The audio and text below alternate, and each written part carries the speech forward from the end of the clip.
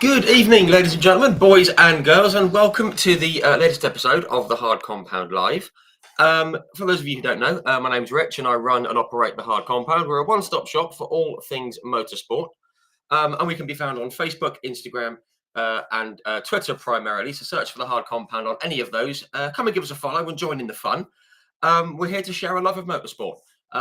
That's all. And we do that with 3 written articles every day on Facebook, Twitter, and on Instagram, and a few stories on Instagram as well to fill in the gaps.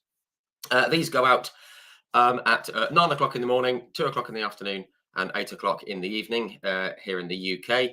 And they take the form of race reviews, race previews, throwbacks, breaking news, birthdays, anniversaries, new livery reveals, one-off liveries, and anything that's going on in the world of motorsport. We try and cover everything from F1 to IndyCar, bikes, sports car, NASCAR, IndyCar, rallying, and anything else we can shake a stick at. So do come along, join in the fun. We'd love to have you on board. In case you hadn't noticed, we also do live remote video interviews, just like this one. And just like this one, these are streamed to our Facebook, YouTube, and our Twitter channels. They're automatically saved in the video section on Facebook and in the live section on YouTube, so you can watch them back at your leisure. We're also in the process of putting the audio onto podcast providers, so that will be launching very, very soon. We've done over 170 of these now, which is amazing, all with different guests from across the motorsport spectrum. Now, I'm not going to name them all, but we were very fortunate to speak with the likes of Mr. Mario Andretti, with Chip Ganassi and Jackie Ickx and Jackie Oliver, Stefan Johansson, David Brabham, Brian Redman, Derek Warwick, Emanuele Pirro, Mika Salo, Carl Wendlinger, Will Power, Alex Palou, Peter Solberg, Rob McElney and Terry Reimer from the bikes world, most of the BTCC grid and the mini challenge grid, some young rising stars as well, and much, much more, including some broadcasting legends such as Mr. Simon Taylor, which was lovely. So plenty to see, plenty to watch. So do come along and do watch those when you get a moment, but don't do it just yet, because we have got another terrific guest joining us this evening for our second live chat of the year. He's a former racer. He's raced in various single-seaters here in the UK, from Formula 4 to Formula 3. He's raced in the 24 Hours of Spa. He's raced in many other single-seater series in the UK, from Formula Vauxhall Lotus to Formula Renault. He's raced in touring cars. And he is currently the BTCC and TOCA safety car driver. So we'll get into that later, and it's going to be a fascinating insight. So without any further ado, please join me in extending a very warm welcome to a man who is ready for action, Mr. Scott Stringfellow.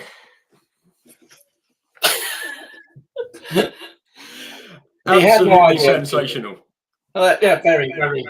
I've got to say, I didn't realise you were going that. I'm getting very warm in my lid here right now. I started rambling there. Look at that. Ready with the helmet on. Absolutely top drawer beginning. And now I'm going to ruin the whole image by putting my hearing aid back in. Well, no, it's an earplug, isn't it, for racers? That's what it is. Yeah, that's it. Spot on. Scott, how are you? Very well, thank you. And thanks for having me on. I knew you're doing some top people, but it's a hell of a list you have going there. It's really good. Yeah, the list keeps getting longer because all these lovely people keep saying yes, and it's very nice of them. Very surprising. Yes, you've got to give it a bit of a plug, drop a few names. But no, yes, thank you very much for coming on, having a chat. You actually sent me a message last year, wasn't it? And we spoke about coming on. So I'm glad we've got it over the line. Thank you. In the end, a little boy. Well, yeah, and there's all Christmas and New Year in the way and all that stuff, which is all very, very good. But no, thank you very much. Looking forward to coming on and just getting into your your life really in motorsport, which we'll do very shortly. I just want to say hello to some folks in the comments section. I have seen someone who's watching the North London Derby as an Arsenal fan, and I'm the same. But that's the reason I scheduled it for tonight, because I don't like the North London derby. Okay, few comments already. Hoggy Taylor, hello, Hoggy. Yes, this is being recorded to answer your question on Facebook and YouTube, so you can watch it back when you like. Eiffel Ronaldo, our good friend Nicky from over near the Nürburgring. What he doesn't know about the Nürburgring isn't worth knowing. Good man. Cash Stratton is in, Aaron Wassell and Kay Warren, Roger Elgar, Defan Evans, who is back from, it's Defan's birthday. Happy birthday, Defan. I forgot about that. Keith Mail and Richard Smith asking about being a touring car, safety car driver already, which we'll come to. Do not worry about that. Nick Hunt and Martin Apps and many others. Martin Apps, now, I need to come to this. Martin Apps, actually, he was a photographer for Autosport 30 odd years ago, and he photographed your dad's club, which we'll come to, for an article in Autosport. And I know he wanted to say hello and thank you for a fantastic evening. So I'll do that now. Wonderful. Right. So thank you, folks. If you have any comments or questions, do put them in to whichever platform you are tuning in on. Looks like they're all working. And we'll see them in real time and we'll try and work them in, or just have a chat amongst yourselves. Whatever you like. So, right. That's the long rambling intro done. Firstly, Scott, how's things? How was Christmas and New Year? And are you all set for the new year? Sorry, the new season. Sorry. Christmas, New Year kind of comes up very slowly and creeps on, and suddenly you're in it and it's all over and you're out the other side and you wonder what the hell happened. So, yeah, it's been okay. It's been really good. Family around, my mother staying with me for 2 weeks, which well, it's hard work we have to manage. And my mum's a lot of fun actually. But, it is what it is. Yes. Before I get myself in hot It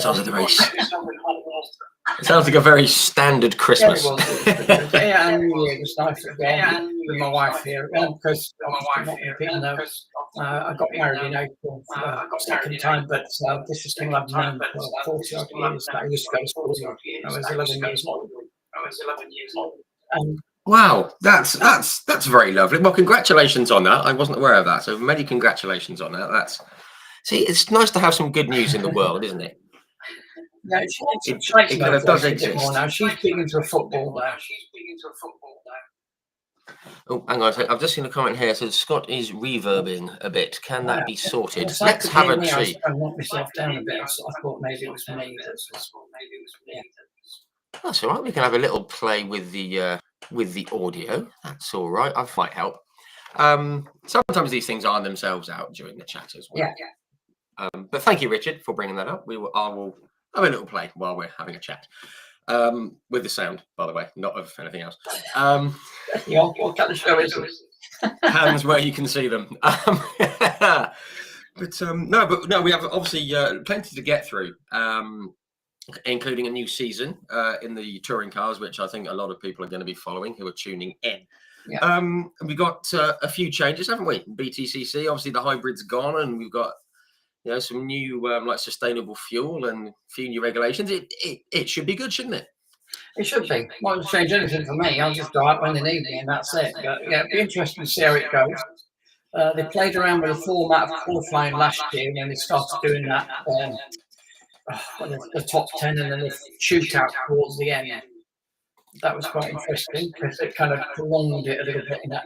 I'd say when you're getting ready for the next racing, you've got to keep an ear out what's going on. So you knew, right, let's be in the right place when you need to be. Yeah. Sometimes I thought, I could hear cars, I thought, are we going out now? Oh, they're coming in, they're not. No idea. So, I mean, I guess it sort of adds a little like an extra dimension to it for you. I think I'm all for the this kind of shootout qualifying thing. It's a bit like the IndyCar model, which I'm a big fan of, and it seems to work. So that's all good, even if it does. Well, I'll tell you what it does do. It stops any kind of ideas of sandbagging somewhat. So there's a bit of that, and we mess around with qualifying, thinking, I've kind of hold back now. I'll be all right later on, all that sort of stuff. You know, when they do the different first, second, and third race, you have some, making sure you've got less ballast or something. Because that all changed when you played with the boost and everything, didn't it? Yeah, I mean, it's as I say, it just kind of like levels it off a bit, doesn't it, and gives everyone the opportunity to give it some berries. But yeah, so yeah, very much looking forward to the season. Had a couple of the new drivers who have changed teams, and a new driver came on last week, Max Hall. So yeah, interesting to see how he takes to it and how Daryl De Leon takes to West Surrey Racing and all that. So plenty of seats to be filled as well. So looking forward to seeing how it all pans out. And obviously you'll be at the forefront of, well, you'll be literally be at the forefront of it when it all goes, when something goes wrong on track, which is great, which you're going to come to very soon. Yes, sorry. What I'd like to do though is go back to the start, if I may. I mean, where did your interest in motorsport come from? Because so many people get into it through their dad. Now we all know what your dad did, and we'll come to that. But where did the motorsport bug bite? Well, it came very, very early on, to be honest.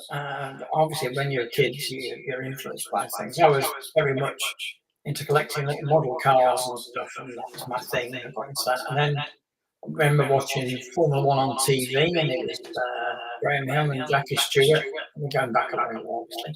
And that kind of got me interested. But then my father started in 1973 sponsoring a race in Formula 5000, which was Tony Dean. So Richard Dean runs United Motorsports, has been a friend of mine since we were 7 years old, basically. So yeah, so that's how I'm known him by the fact that Dad sponsored his father. And it was a great day. I used to go to some races, specifically I picked us somewhere near on Park. And we still get that radio going back, so I can hear me quite a lot. I'm just checking. Yeah, there seems to be a little bit of something going on. Which I am just tweaking a few little bits here, seeing if I can clarify it a bit. I've got the echo thing. I can't think what could be, making it happen on the. No. My speaker down a bit. No, it's because we have. Technology people, this is what happened. Yeah, it seems to be okay. Seems to be. I mean, I can hear you fine. There's just a tiny bit of reverb at the back there, but it isn't too bad. It's not too bad. We can plow through. It's no problem. But no, I think that's a very cool way to be introduced to motorsport. Obviously through a parent, but in a different way. And well, to be fair, there was also another side to it. Because around the same time, my dad was starting to do quite well in his business. He had nightclubs. I'm going very far back. He started in Sheffield when I was a kid, before I was born. And then he went to Leeds, and that's where I discovered he sponsored the guy in Leeds. And then also around that time, I kind of got into, he got me a grass car called a dart car, and it was in the back garden. And so I was walking around in a car of some description, not a proper racing one. But that's where it really started, I think, for me, from way back then. Never thinking for a second, oh, I think you just sussed it. I can't hear myself anymore. That's good. Okay, there we go. Super. Well done, that man. I was just clicking a few things, and it seems to have sorted it. Anyway, but that's something. So, if you guys can let us know in the comments if the sound is sorted, that would be lovely. But it's great that you were able to sort of, get into it and have a go and have the interest in it. And I mean. But you actually started racing, what some would say, properly quite late in life. I mean, obviously, we get people starting at age 3.5 or whatever. Well, look at it this way: Lewis Hamilton's never done anything else in his life. No, I think he was born, put in a nappy, and dropped in a cart, wasn't he? I mean, that sort of seems to be the way of it these days, and obviously that's hugely beneficial, which again we'll come to because you mentioned it off there. Well, I went to Brantack Skate Racing School, but I was 16. So obviously I didn't have a road license, but we had just been on holiday in America. And because my dad had won this motorsport package, and part of it was to go and do a track day at Brantack at the racing school. So the next time I went on holiday, I was to Florida. And while I was out there, I took my driving test out in there. And it was a complete piece of piss to do. And absolutely, and obviously I did it in one go, no problem. You literally turn up with multiple choice questions. You drive round the block, park up, parallel parking. Which, when you watch the other candidates who couldn't cope with it, is quite entertaining in itself. I'll bet. And so I did that, and I look back, and I'm obviously blurred over the lines of it. They go, oh yeah, I've got my license, an American driving license, which helped me start racing. However, I look back and I think, my dad took a massive risk there, because at the end of the day, he was on holiday with a hire car, letting me drive on American roads without a license at all. But because he had a license, he let kids drive a little bit to learn. Right. I don't know what the law is out there, so I don't think it was really, following the letter of the law by letting me drive around. Kind of may or may not have been within the law. But if anyone in authority out there does hear this, it's a long time ago. Don't come after us. No harm was done. No, that was 1981 or 82 or something. Well, just to put it out there, because I don't often feel too young on these chats, but that's the year I was born, 81. So, and I speak to people who were born in like the last guest who came on was born in 2007, and that's just depressing. And there's just no need for that. I come across it all the time. There's just no need, is there? But obviously, so you're now able to drive at this point, and you just went straight into the Brands Hatch Racing School, pretty much. Yeah. I was going to stage school at the time, so I was learning to be an actor. But I was going and doing this on the weekends, on a Saturday every time. So obviously I was at school during the week, and I'd go and do the Saturdays, having to play at Brands Hatch, going steadily quicker and quicker in these racing school cars. And I got instructed by quite some good guys. There are names that people will know of. You may not know all of them, but I know you'll know at least one of them. Tony Trimmer was one. Peter Argett-Singer was another. And another one that sticks out was Les Leston. Les Ager was his name. And Les Leston used to work there as well. But also a guy called John Stevens. And between all those, I was being instructed. Obviously, I was only there sporadically.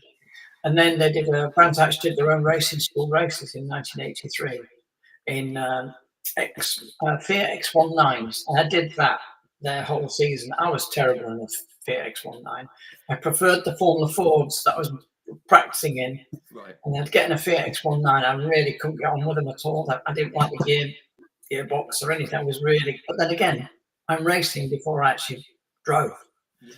And then I started learning to drive on the road, and I got better and better and stuff. But then when I left the racing school, it was a case of, right, what am I going to do now? And I left normal school in 1983. I was 17 by this point, because I was actually a year down what I should have been, to do with that. I was rubbish at proper academic stuff. I was there purely for the acting. But anything to do with, proper school, I was terrible.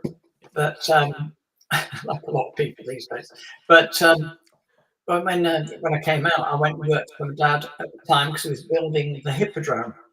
So we'd already got Stringies going in 1980 onwards, blah, blah, blah. And then we started redoing, literally gutting the inside, the Talk of the Town, as it used to be called. And he renamed it back to being the Hippodrome, because it originally was the Hippodrome in, the 1800s, when it was way back. Yeah. On the corner there. Yeah. That's right. A really great venue and everything. And it really kind of just snowballed from there, because I was working in there doing door surveys, putting rivets in lights and measuring stuff and doing all sorts of different jobs. And it was okay, but I wasn't really going anywhere, because I'd left school and I was working here, getting involved. And I was going to be a lighting DJ, so I started doing that. As soon as we opened, I was doing the lighting on the quali spots and things, which was a great thing to do, because amongst it, there was one of the things where I was doing the quali spots last night, on every night for our resident dance troupe, which was Hot Gossip, who were well known in the 80s. Yeah, I'm doing the quali spot on them. And then one time we had where the Grammys were up, and we had Culture Club come and do a video for a live link up to America for the Grammys. And I'm on the quali spot. So we did the run through. He's doing Karma Chameleon, who obviously piped music, and then he's dancing around for the practice. Yeah, cool, shut that off. They were waiting for it to go live. I said, okay, I'm from England. It's cool. Yeah, you can hear in the background the cheering in America. So I'm doing a full spot. And right at the end, I forget they were supposed to walk forward and wave to America. Okay. So there they are. And the song finishes, they walk forward, and I whip off my light. I put the blank on. So you got Boy George, and they're going, it's gone dark. So it's gone black, and they're waving, and then they've gone. And I got in such trouble for that. I was like, what's going? What the hell happened there? I thought it finished. I mean, there wasn't that many people watching, just America. No. But along the way, a situation came where I took my dad to the racing car show when it used to be at the Cunard Centre in London. This is way before NEC and everything, obviously, the racing car show. And I took him there. And I'd recently, the year before or so, I'd been to my first motor racing in Formula Fords, watching Julian Bailey win the Formula Ford Festival. That was my first taste of Formula Fords, watching them at the festival in '82. Which was great because I saw all these cars thinking, wow, look at all these people racing. And I found out it wasn't half as expensive as like Formula One or something because it was very, very, very green at the time as well. But when we were walking around the Cunard, I come to the manufacturer's bit and we go towards Reynard and, Lowell and Van Dien, they're all there. And there's one place, this guy comes up to me like, hi, I'm Stringfellow. I'm a racing driver here. I've been racing with Lola. I'm hoping to move on with the Reynard here. He says, my name's Julian Bailey. So I wonder if you'd like to be interested, if I can talk to you about sponsoring me. And I thought, oh, I know this guy. I saw him win, I'm stood beside him and realising who Julian Bailey is. I've never seen him out of the helmets, but this is the guy. So he says, well, Julian, I'm paraphrasing, I can't quite remember it all, but I do remember a little bit of it. So if I'm going to sponsor anybody, it's going to be my son. And that's the first time he'd ever suggested he would get involved in helping me go forward. Wow. So I'm thinking, oh shit, he's just told Julian Bailey to go away, basically. And oh, okay. And then I met some other people at Van Dien. I'm sat in this car, this very chatty Irishman starts talking about how great the Van Dien is. And blah, blah, blah. Shouldn't you need to bother with the other cars?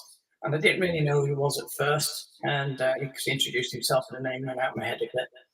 And I'm wandering around. And then, not until I started racing, I found out that the chatty Irishman was Tommy Byrne, trying to talk to Van Dien.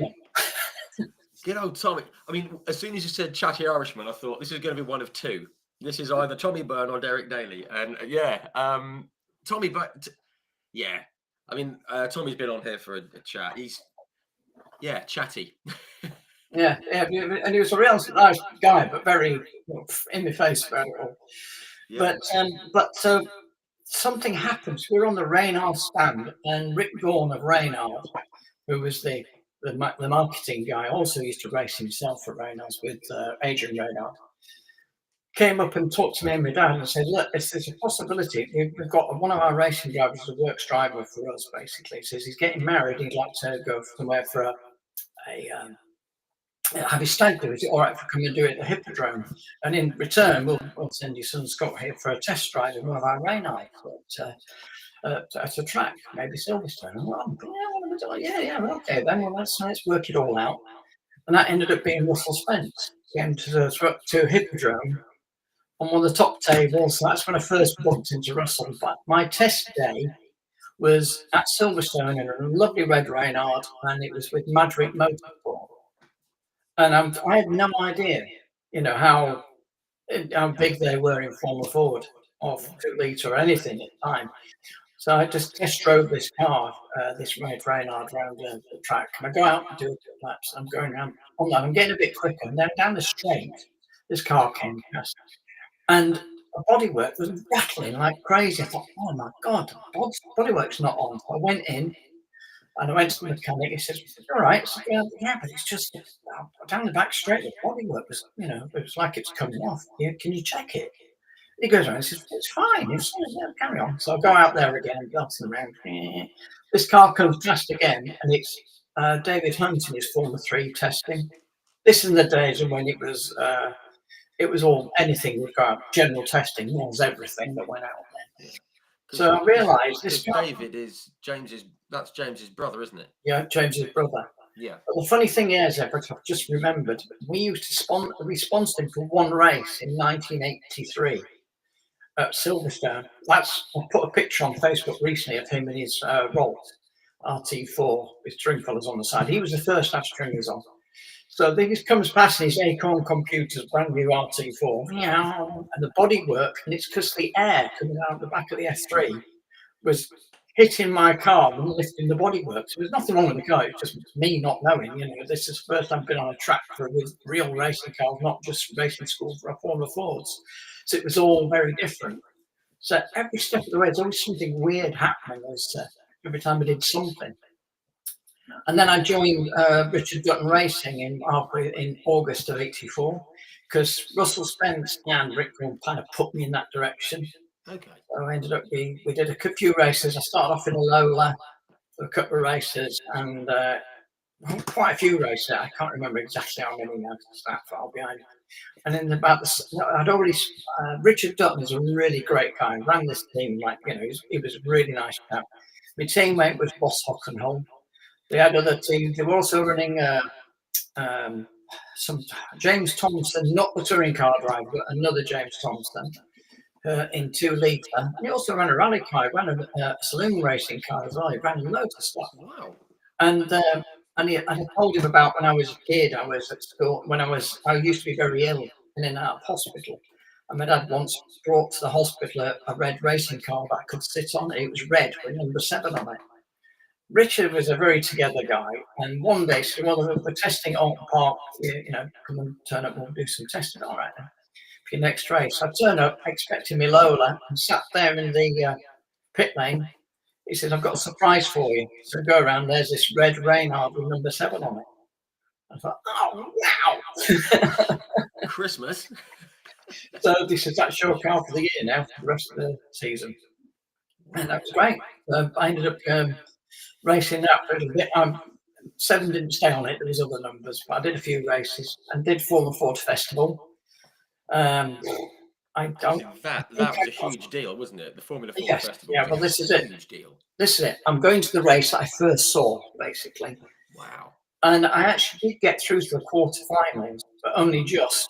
And then I didn't get any further. And then I was watching it. And then obviously I saw Gerrit Van Karen win the whole thing in a Lola, which was great. So I started to get to know some people then. Throughout the racing, I knew Ross, who was my teammate, got to know Mark Blundell and Johnny Herbert. And there was also John Pratt dipping in and out because he was doing 2 litre. So you start to meet all these people. And the thing, I know the names of these guys now are very big.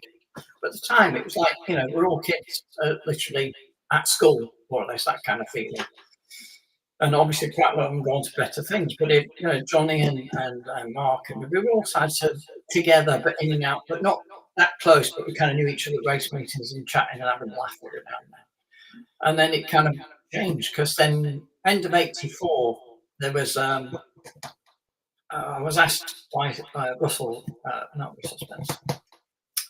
Yes, he put me onto somebody else to run our own team. So instead of staying with Richard Dutton, which I should have done, kicked myself about it ever since. But then again, you don't know how life goes and different things. And hindsight's always 20/20, Yeah. isn't it? I had this team manager, a different guy. I'm not going to mention his name because he was a bit of a crook in the end. And it all went wrong. I'm not going to mention his name. No. People who know me know who it is. And no, he's not a big shot manager now. I don't know what he does now. But the guy ran me in Formula Ford in our Hippodrome racing, Reynard 85, which wasn't the best, turns out to be not the best car in the world that Reynard ever turned out. But I tell you what, to say I didn't have a great year and I was doing the big races like the SO Formula Ford Championship and the RAC and some junior stuff as well, I learned a hell of a lot. And in that whole year, I did about 30 races. And that's quite a lot in a year. And I think your own team as well. Yeah, I mean, my own team, just me, no teammate. I had a great mechanic who turned out to be the same guy who looked after me at Silverstone in the Madrid car, which was great. And I got on with him for many years afterwards. And then end of '85, when I realised what was going on, I stopped all that and I very nearly jumped in racing. But my mate Richard Dean, who I'd seen at the festival, because we just done the festival together, I got to the quarterfinals and he got further. And he said, "Look, come and have a chat with my team." So I was telling him my style is just horrendous. I think I might stop. There's no point going on if it's not working. He said, "Come and talk to my team manager." He says that don't go expecting big things. He's just a straight guy, and they do everything. All the money goes into the car. So when you see where I am, you'll see what I mean. So when we go down the hill at Brad, this is a festival, by the way. I'm stepping back a bit. In '85, this is, and I go down the hill. And there's this old converted van, like a furniture van, and also a smaller van and a caravan and an easier for some description. And his former Ford's upon stands, and he introduced me to Jim Lee. So we were chatting away to him. He said, "How are you doing this?" "Oh, it's not been a great year. We're not doing so well with the Reynolds." Now, Jim had already had a Reynolds 85 as well. He'd made some changes and made it a lot better, because Richard had won the Star of Mallory Championship in 85 with that, and the Van Diemen RF85 we got later on. But he made changes. He said, "Why don't you come and do a test day with us at Mallory Park? You can have a go in my Reynolds to see what you think." He says, "Also, you can have a go in the top and in our Reynolds on the Ford 2000 with Richard and just share the drive in and out of it." So I thought, wow, that sounds like a great idea. So I did that. And the drive is Reynolds, which was night and day different, because my car, when you're on the brakes, you used to dart left and right under braking before you went into a corner. I kind of got used to that, which when I drove the proper car that didn't move around so much, it was like, oh shit, that's weird. This car likes to go around corners. So, and then I had to go in the 2 litre, and between me and Richard were swapping times all the time, getting quicker with each other. And it was off the back of that day, Jim says, "I'd like to see if there's a possibility you'd like us to run you next year if you still want to go racing." So I had a talk about it, and I spoke to my dad. I said, "Look," he said, "well, what do you want to do?" I said, "Well, honestly, Dad, it's just been so bad at 85, but I've learned a lot, and this guy all seems a really nice chap, and I'd like to give it a go. So let me meet him." So Jim came down, met my dad, and also sent the most amazing letter, which I do have. I'm not going to read it because it's too long, but it's how Jim talked, because when you read it, I can hear his voice. All I say, we will, to our best abilities, make Scott go quicker and stuff like this. But it's a really good read, actually. But he came to meet my dad, and he says, "Okay, what do you want to do?" I said, "I'd like to go with Jim." He said, "Okay." So, "Well, Jim, look after my son." And that's all you needed to say, my dad. And he was like, "Okay, let's go racing." And that's it. And we were going to do the big championships again, but we ended up just sticking to Star of Mallory and Chamber of Alton with some other races thrown in purely for extra.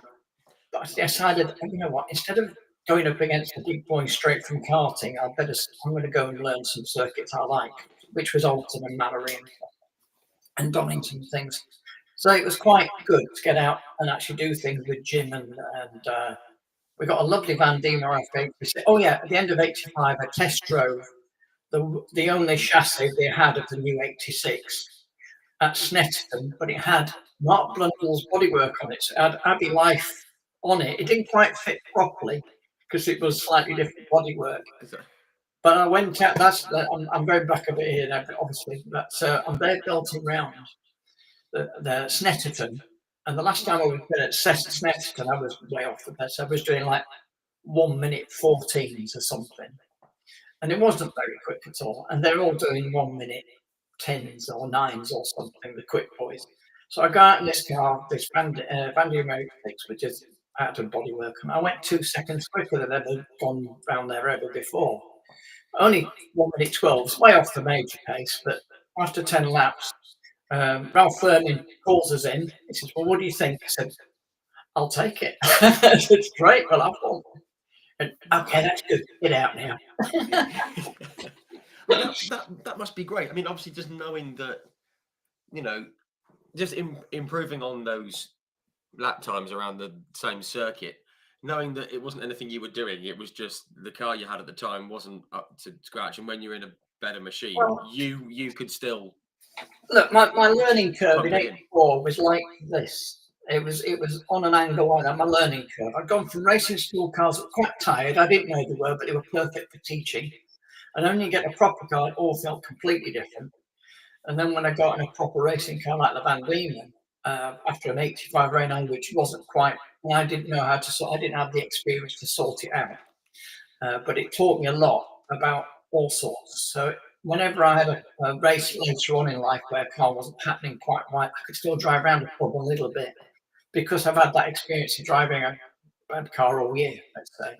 I've got to say, it wasn't a terrible car. It just wasn't as quick as the Van Diemen 85. Sure. It was just also, if I'd have had the experience to know what to do, I could have maybe done something about it, change something, tell them what we need to do to make it better, rather than darting left and right. But I didn't have that knowledge then. But through 86, when I was running with Jim, it all fell in place and the car was better. I made the right changes and suddenly I was at the pointy end. And then we got our first win at Donington on the April the 5th, 1986. And that was a race in itself that was fantastic. I mean, it was basically started off third on the grid. And I've been doing champion on style and manner and more or less almost leading those because we just did a couple of races. And I set off on the race, and there was John Booth and Phil Andrews ahead of us on the grid. I thought, well, this is fine. I'd already done my heading to finish third, you know. I was psychologically going, oh, these guys are at the front in the main championships. I'm coming third, which teaches you about something about psychology for yourself, to be honest. Yeah, So which is a big thing, isn't it? The mental thing is such a big thing of it. It is. So behind me, I had Alistair Lane, who I already was up against at Mallory. And I thought, well, I know him and I could cope with him. And then on the first lap, we go around as we go down the long straight. There's Phil and John. They're already away. Yeah, I'm happy. I'm okay. I'm going to get a trophy. Brilliant. And then I'd already had a trophy the first time at Alton Park about a month before. And that was the third place, which I got up there, actually. So as they go into the chicane, you can see this going on. Well, couldn't quite see in the camera there. And you could see that going, and then they kind of turned in and it was this point. And they knocked each other out of the way.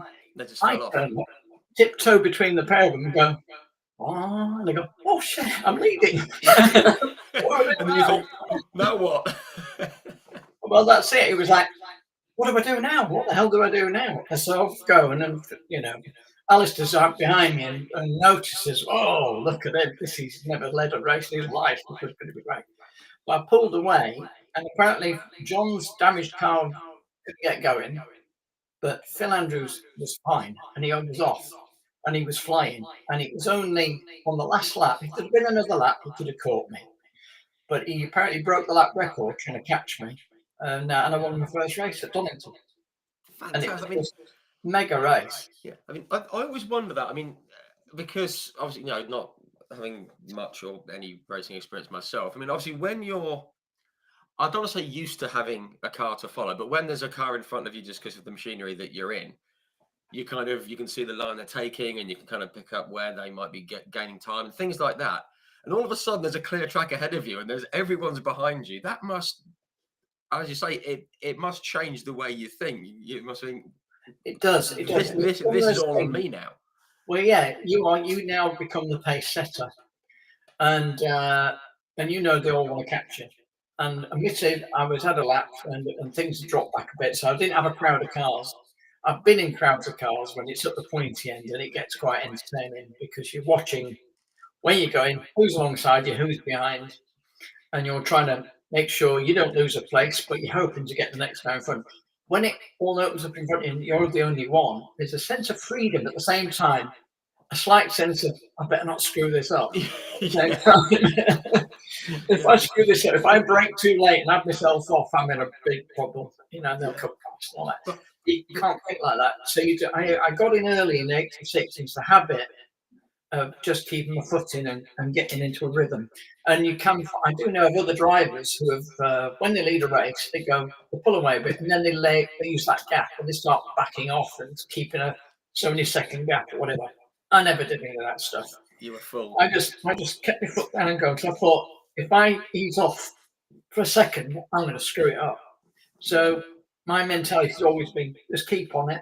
Keep it going. Don't relax. Even though if you look in the mirror, there's nobody there. You just got to keep.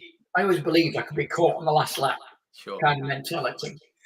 Sure. So that's what goes through your mind when you're leading a race for the first time. It was all new territory, and I thought, right, I'm not going to look back. If you keep looking in the mirror, that means they're going to keep looking, trying to get you. So you just looked ahead, and I thought, well, I'll wait, and if somebody gets on the tail, I'm sure I'll feel it. And you kind of do, you know when someone's there.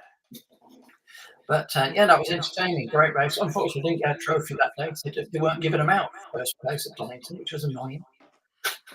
Feels a bit not harsh, but you know what I mean, like a bit off. But I guess having gone through that and having the mental thing of do I send it, do I ease off, to have then won the race. I mean, I'll just put it in the I've just seen it in the comments here. Yeah, Right. it was a terrific achievement to have won that first race. Did that achievement feel even bigger because you had that going on in your head, not just because what was going on track as well? You've kind of done the physical bit and the mental bit, Yeah. and you've come through it.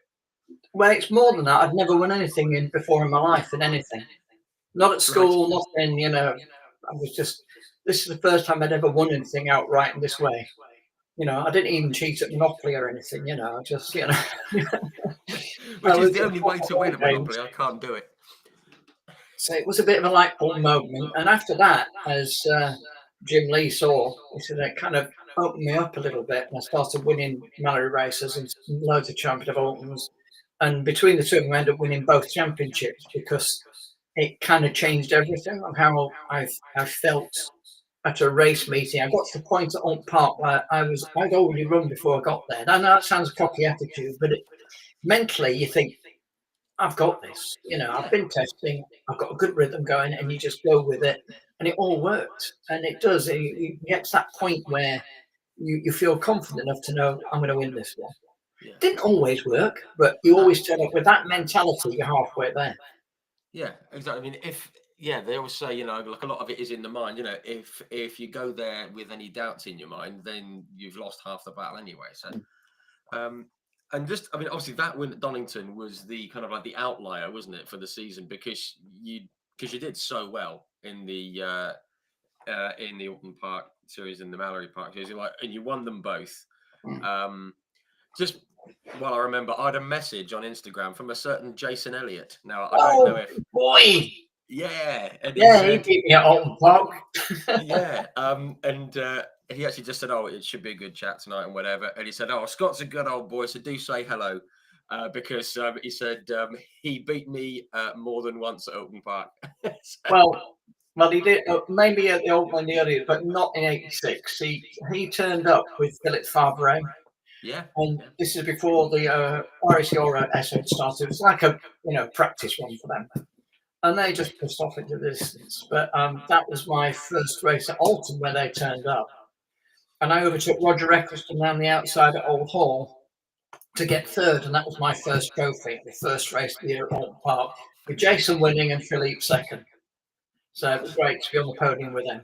Absolutely, because, they're two very, very good drivers. And I remember watching when I was very young. I remember seeing you guys in F3, which we'll come to shortly.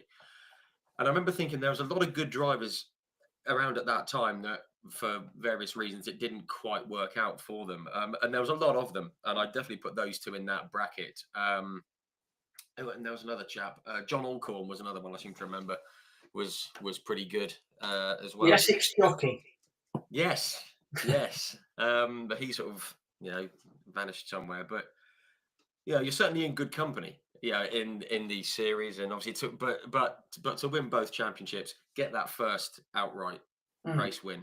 Well, the weird thing is, I was going to do must have been a huge confidence boost.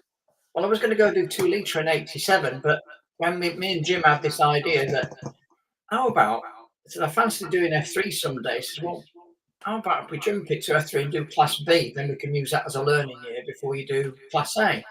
Right. I thought that's a good idea. And actually, I've got a picture here. I'll try and show you. No, this is the first.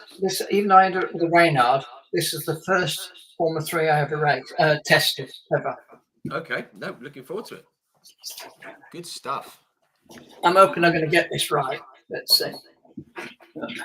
Oh yes. See, now that is that's what a single-seater car, F3 car, should look like. That is a beaut. There you go. Well, that is a Rolt RT30, and that was a Colin Bennett run car, which unfortunately lost, I think it was cancer or something of that ilk, last year. And it's very sad because the guy was fantastic, really nice guy, and he ran a lot of really good drivers. Yeah. But that was his car, and that's the first time I drove an F3 was that, around Alton Park, there is.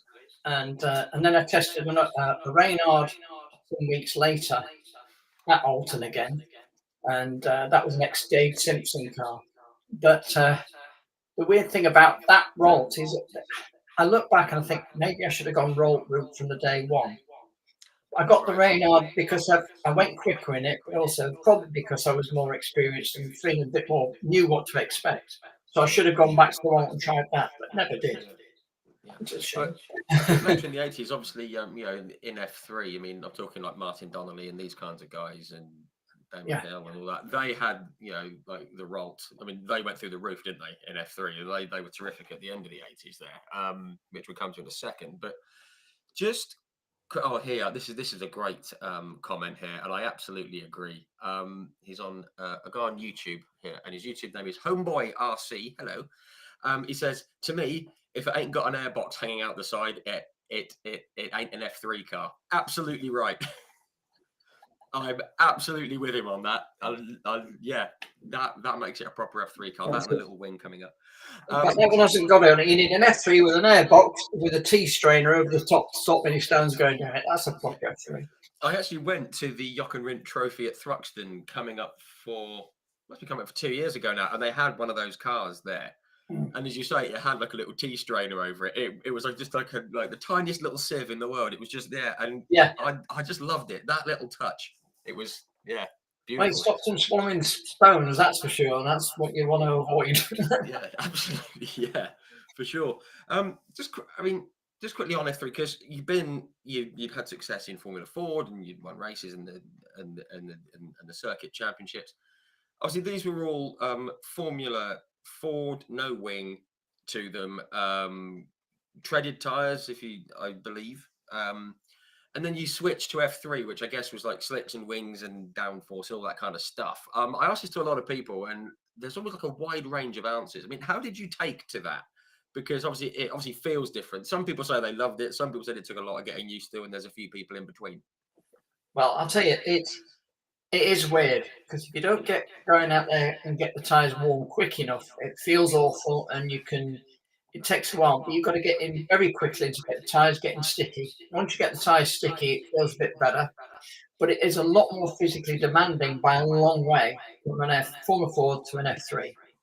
If anything, it's your muscles that sort of develop. You get long, strong muscles in F3 because there's no power steering. Obviously, the G-forces to a degree just push around a little bit. I've found the worst place for Brands Hatch in the dip on the long track. Your helmet will bob up and down on your helmet and your head a little bit as it pressed you down. Was that going down Pilgrim's Drop towards? Yeah, as soon as you get to the bottom, you feel the compression pushing the car down. Right. And you feel yourself, you're going in a little bit. But eventually, your body kind of develops around it. Through the year, I used to find that, obviously, I did Class B F3 for 3 years. And the first race was always Thruxton, and then there'd be a Thruxton again later in the year. My first race, and I have to admit, I was terrible at fitness. I used to do it, but not as much as I should have done. So the first race, I'd do at Thruxton, and I'd be hardly able to get out the car after 25 laps around Thruxton, because it's a hard circuit as well. It is mainly bends and flat out. You only break in 2 places. And then so after the first race, I feel like shit trying to get out. And then later on in the year, I'd be there again. I'd jump out, no problem, because I've just done about 5 or 6 races where your body just develops and you get used to it very quickly, and you don't even get out puffing and huffing or anything. You just feel a little bit. You get hot. As soon as you get out, your body remembers that it's been working. So you tend to feel very hot. So that's why drivers get out and you immediately undo the suit, peel it down, put it around their sides or whatever, because you feel really quite warm very quick. Sure. But the first time I did all that, it wasn't too bad, because I'd been racing Formula Fords for 2.5 years and doing a lot of races. So that kind of keeps you relatively fit. But I need to get a little fitter for F3, so I used to do a bit of fitness. And driving the car frequently just helps keep you on top of it. I think the only time I felt a real hard time with it is when many years later, after I'd stopped F3, I'm jumping ahead. I went and did ALP Formula 3, and I tested a Rolt RT33 at Silverstone. I went out to do a test drive, and the teammate's car hadn't turned up yet. That'll come later. And I went out. I'm not driven an F3 for 10 years. And I'm going out at Silverstone again, short circuit, right? So I'm going out and I'm driving around, and I can feel my neck going, and my arms are like, Jesus Christ. So I came in the pits. They go, right, could you just check the tyre pressures? I'm there going, pretend there's nothing wrong. I'm fine. Yeah, no problem. And the weird thing is obviously when I've raced with others, got to know quite a few other drivers. And David Brabham, when he went to Formula One, he came back from testing for the first time, and I saw him. We were playing squash together. I went, no, that F1, how'd it go? He said, oh, yeah, it's great. It's hard work. I said, yeah, how do you mean? He says, yeah, I know you're going to be fit. He says, no, you're going to be really fit. Said, you know, when we do Silverstone, you go through Abbey flat. I said, yeah. The proper Abbey. Yeah, and then F3. He says, flat in F3. Yeah, he says, it's an F1, but you've got to do this. Because when you go into the corner, your head does that. It's going to sling out. Yeah.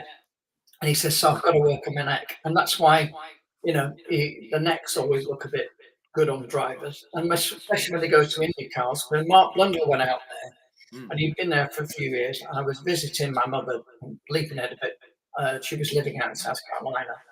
And he was doing some exhibition race in Savannah. I said, oh, come over and see us. Yeah, come down. So we drove down to see him, and we meet him in the hotel the night before the thing next day. And his neck's like that. Mate. He's been like, Jesus, Mark, what happened to you? He says, oh, bloody racing cars, Indy cars. They're a bit hard on F3. Got to be fit for them. Yeah, especially on ovals when you've got to try and stay into it. Yeah. I mean, I actually had David on. This is a picture that David sent me. Yeah, I signed. I thought it was. I wasn't quite sure. I was looking over his shoulder there. Yes, that's David at La Source. He's also signed a hat for me here, which is very nice. But yeah, and he said when he got into F1, because obviously he was in Brabham as a Brabham, and he said there were so many people looking at him, and he just said, right, I've got to just be solid to begin with. And he said, I did 3 laps and my neck was knackered, and he said, I've got to try and look like I know that I'm okay, and he wasn't.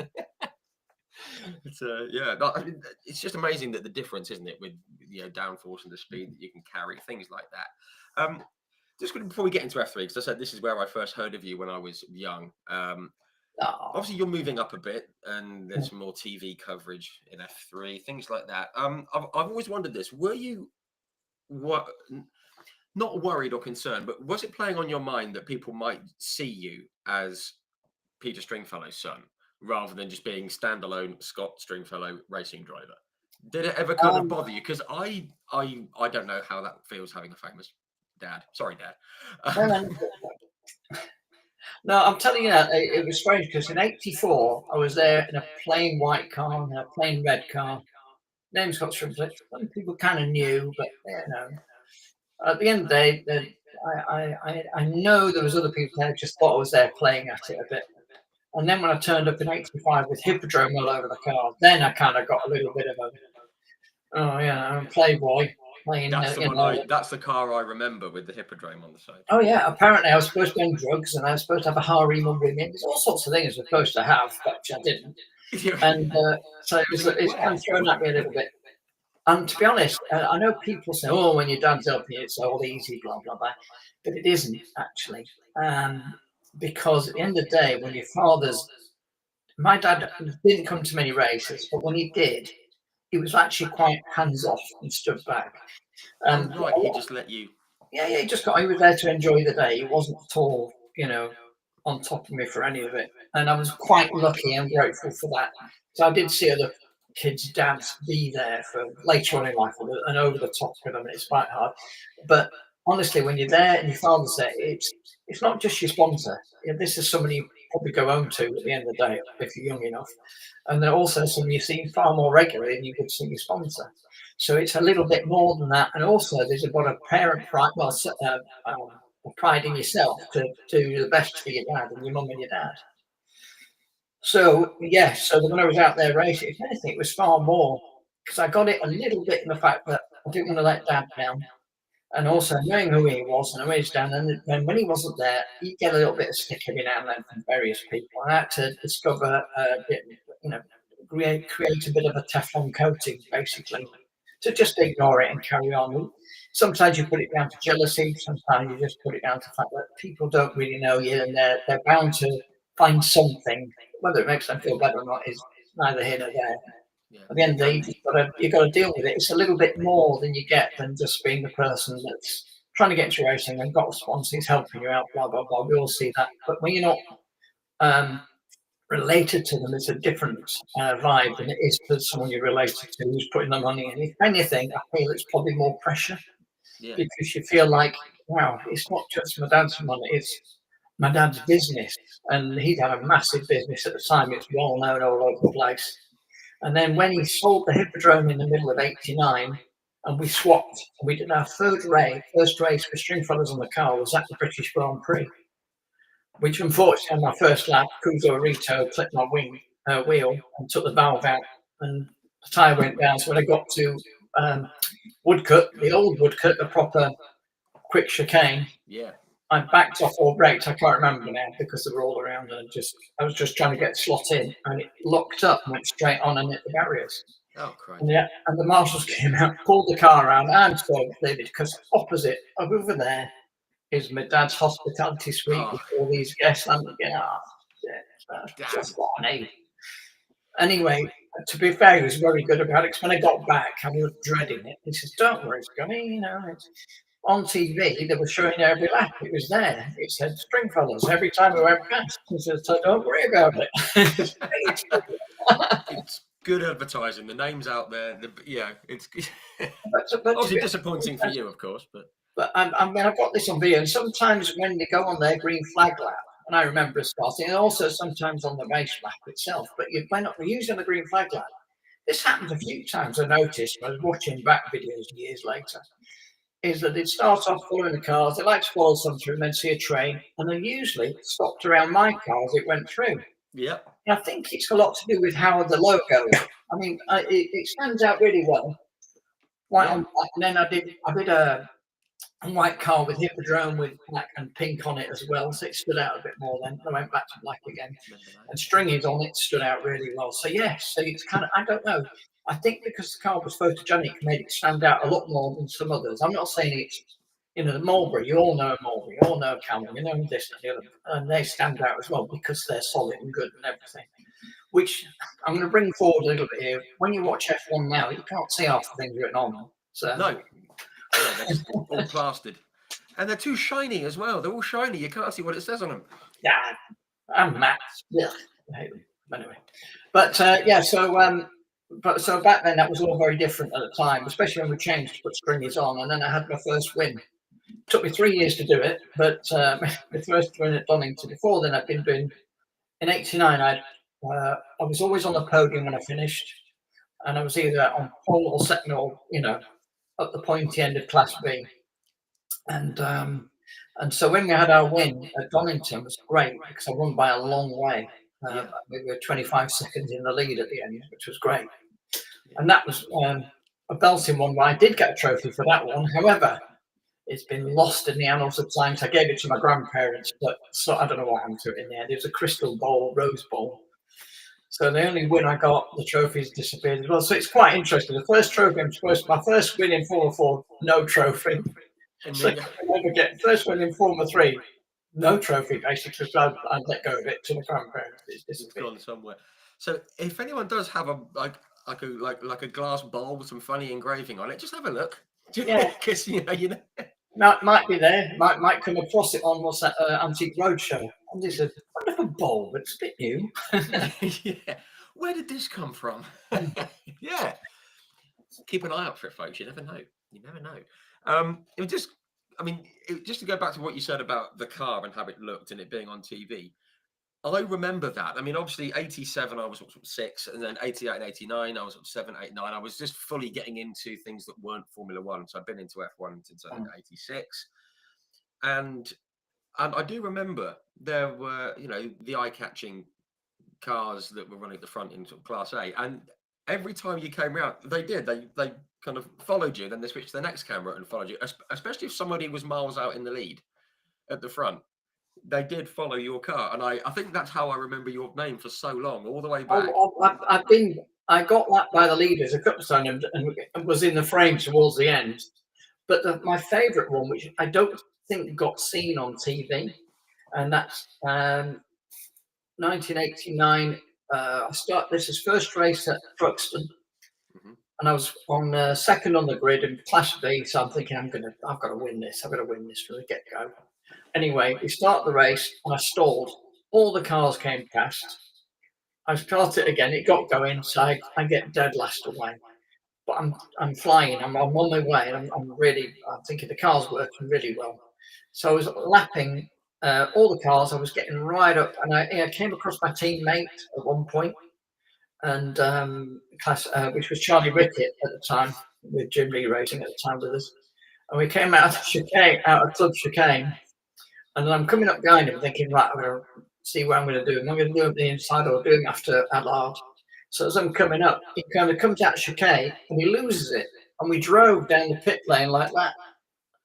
And honestly, nose to nose at one point. I thought, oh, and I missed him and carried on. He spun it right in front of me. I'm thinking that was entertaining. And I got going. I mean, she got up to second, and I'm giving it some stick, trying to catch up. And I can see, oh no, I'm in fourth. I'm catching third place, class B. And as I'm belting, I can see in the mirror in the background, Ricard Rydell's coming. So next lap round, he's coming right up quite quickly. I'm thinking, oh, he's on his way. And I'm just going up on Gary Thomas, coming up to the same club chicane. And I had an idea. I thought, oh, what if this will work? So I moved out the way to let Rydell go through. So he went through. I moved out. Gary moved out. I nipped out and went to the rear wing of Rydell, not too close to lose air on the front of the wing, otherwise that would have been a disaster. So I can remember it now. Because Gary's like, anyway. So I'm there on the inside. Where did you come from? So I stole third off him with all thanks to a bit of help from Ricard Rydell.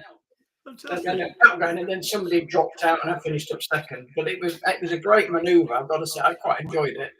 Because it was one of those moments where it's like that bit out of Italian Job.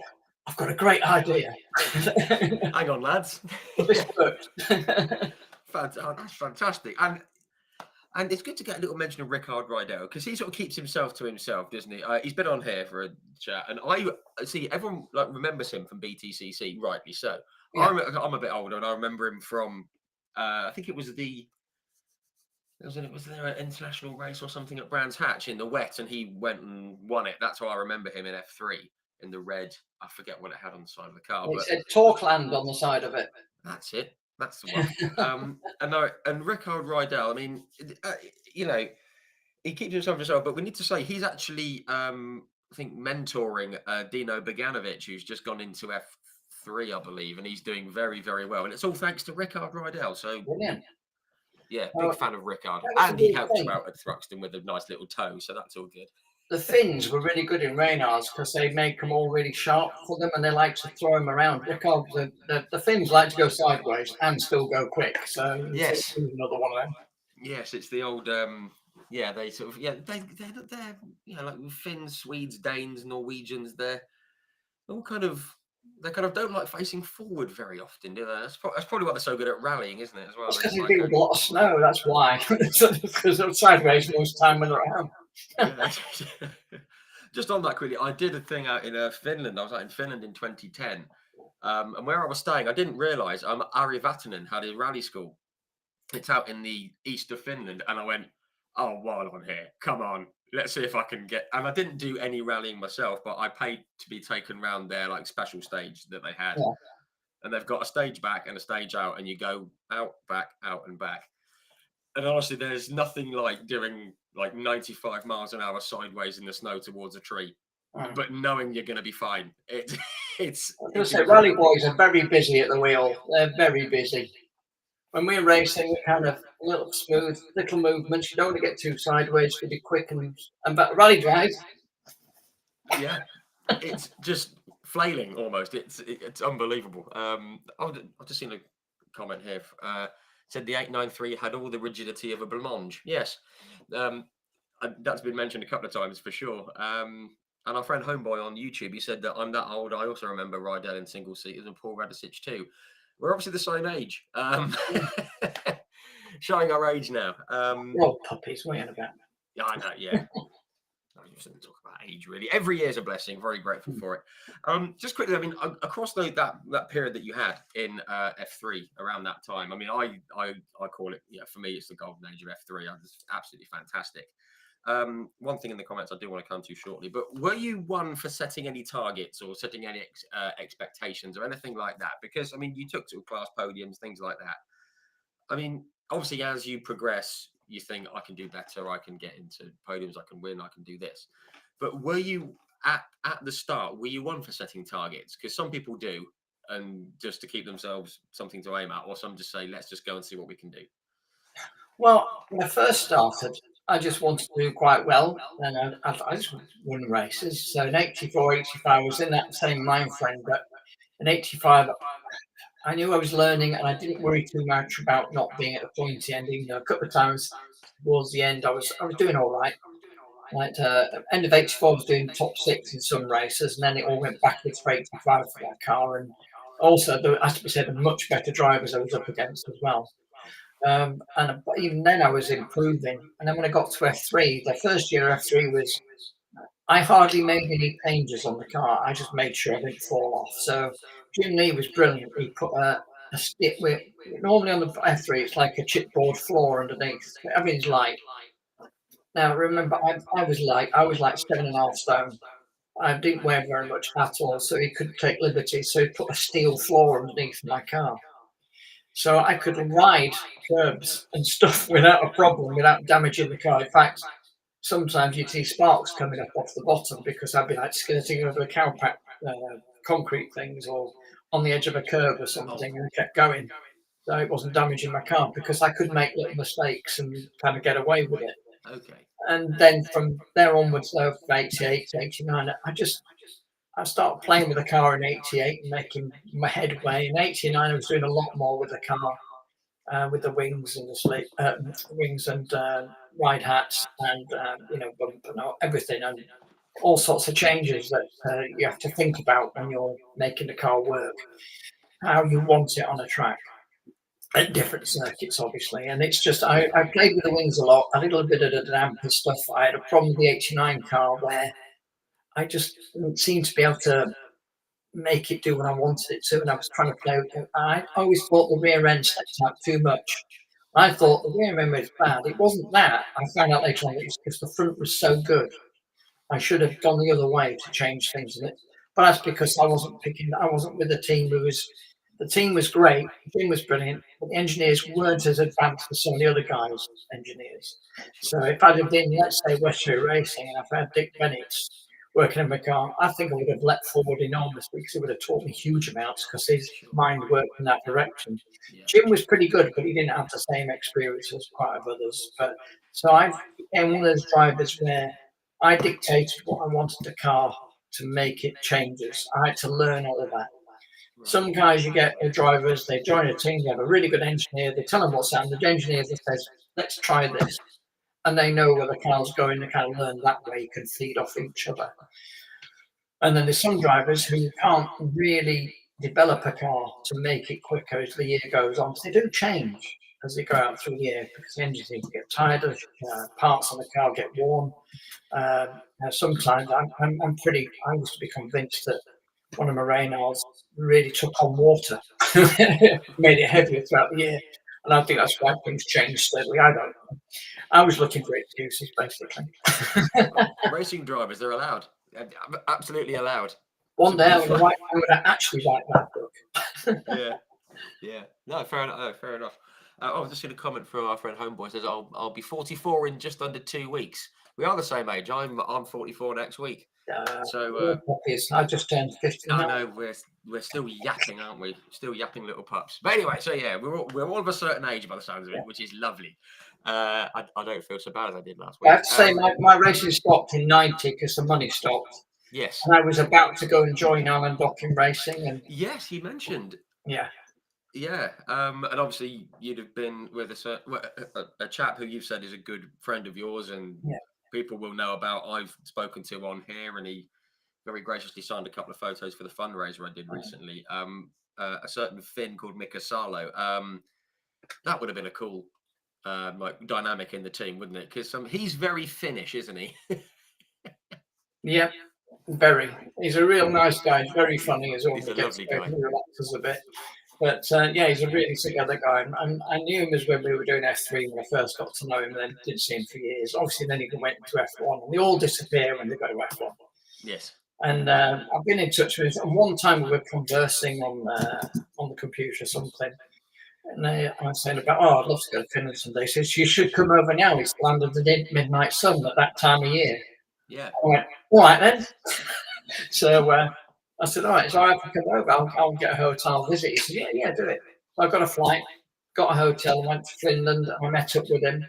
And they'd gone past the actual point where it was really bright all night long. It was still, not dark when I was staying there. That was an interesting time. It was a great time. I spent a lot of time with him. Because he lives just out. He lives. I'm not going to say exactly where, but he lives just outside of Helsinki, doesn't he? And yeah. But he has a nice boat as well, so we went on that. Yes, it's right by a lake, up a lovely little lane, isn't it? It's very nice. They've all got a passion for boats over there in Finland. If it's not snowmobiles, it's Yes, well, I mean, my ex-girlfriend actually. I mean, we broke up 15 odd years ago. And that's why I was out in Finland, because obviously she was from there. Yeah, I mean, it's a fantastic place, and as you say, they kind of love going sideways in cars in the winter and going sideways in boats in the summer. They're a unique lot, but it's a lovely place. And I was there in the summer, and it's very odd when you look at your watch. It's 11:30, and the sun's just gone down. Yeah. At night, and then it comes up again 45 minutes later. You think, how am I supposed to sleep? They're a different breed in Finland, as we said. Well, they do enjoy a drink, and I've realised this, and I've known this for years. They enjoy a beverage or two, and I thought, well, why Finland? And I realised because first time I went there in summer, and it was roasting hot. Because I thought summer Finland, it's still going to be that, it's still Finland. So I didn't take any shorts or anything, and I was just dying in jeans for like a fortnight because it never got below 28. It was like up in the 30s, and then I went in winter and it was minus 35. So they drink beer to keep cool in the summer and drink vodka to warm up in the winter. Some people just got it right, really. I mean, it's not a complaint; it's an observation. No, great fun over there with them. Yeah, but anyway. My racing came to a screaming halt in 1990. Even though I went and did one race later in that year, I joined Tech Speed. And what was nice about, it was a double-edged thing. It was nice because I was going to drive their car, which was a Reynard 903. 903? 901, whatever. I can't remember which one it is now. It was a 1990 Reynard anyway. Yeah. And it was in that sort of Brabham colours, funny enough, white and blue. And also it had number 27 on it, so I was chuffed because I've always raced with 27 or 7 or 77. Okay. So, or 71 even. But yes, so I had 27 on the car for one race. However, the week before, I'd been with my old racing buddy, Pete Boutwood, who did Formula 3 when I was doing it with him in 87. Got on real well. Really nice chap.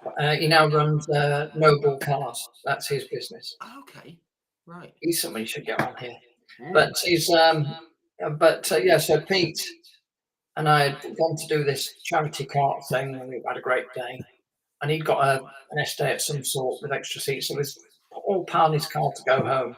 And he went around his car quite quickly, and I was in the back seat facing the other exit. Had those flip-up seats. It was me and someone I can't remember who was with me. And I'm going, what you doing, Pete? Pretending. And then you really threw it, and I had to catch myself. And I tore a muscle in my chest from the karting because I was a bit bruised up because it was a long endurance race. And I did something in my chest here, and it was so painful. I thought I was having a flipping heart attack. Wow. And I thought, oh no, I'm racing next weekend at Silverstone. So I spent the whole week trying to get myself together. And then when I got to the team, I said, look, I've had this problem. They got their physio, was there, and he worked on me a bit. But I still did the race. I should have said, look, can we just do this another time? But I went and did the race. And so every time I went through a right-handers, Silverstone short circuit, all right-handers. Oh, I hold my breath. Course. I held my breath for nearly half an hour. Oh, goodness me. See, you guys are made of different stuff. I stuff. didn't do very well in Class A, right now, unfortunately. Yeah, with an injury. caveat. Got to put the Yeah, no, it's one of those things where you do the odd thing in life that you regret. That was one of them. But it was still great because Tech Speed, which was Marvin Humphreys, who you will know the name of, to the Yes. friends Kingy and Co. Brilliant. Amazing. Racing a Class A F3 with an injury. My goodness. Just quickly on it, I did see a couple of comments that came in. I mean, I was actually going to say, no, first thing I'm going to address here, we have a fan here of Paul Warwick and like Derek as well, you know, the Warwick family, who are lovely, as we know. Derek was the first sort of big name I had on here, and he's become quite a good friend as well, which is very nice. Yeah.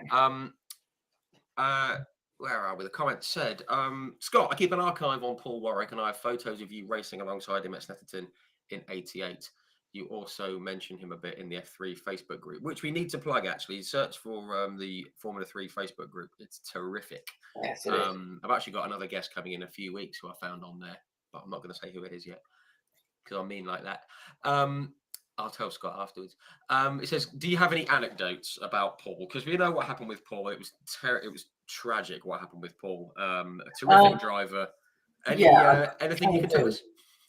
Well, I first knew him in '86. We never raced against each other because he was doing the junior championships and I was doing Mallory and Alton. Even though he turned up at Mallory, did the junior race, but didn't do the Star of Mallory race. His teammate did.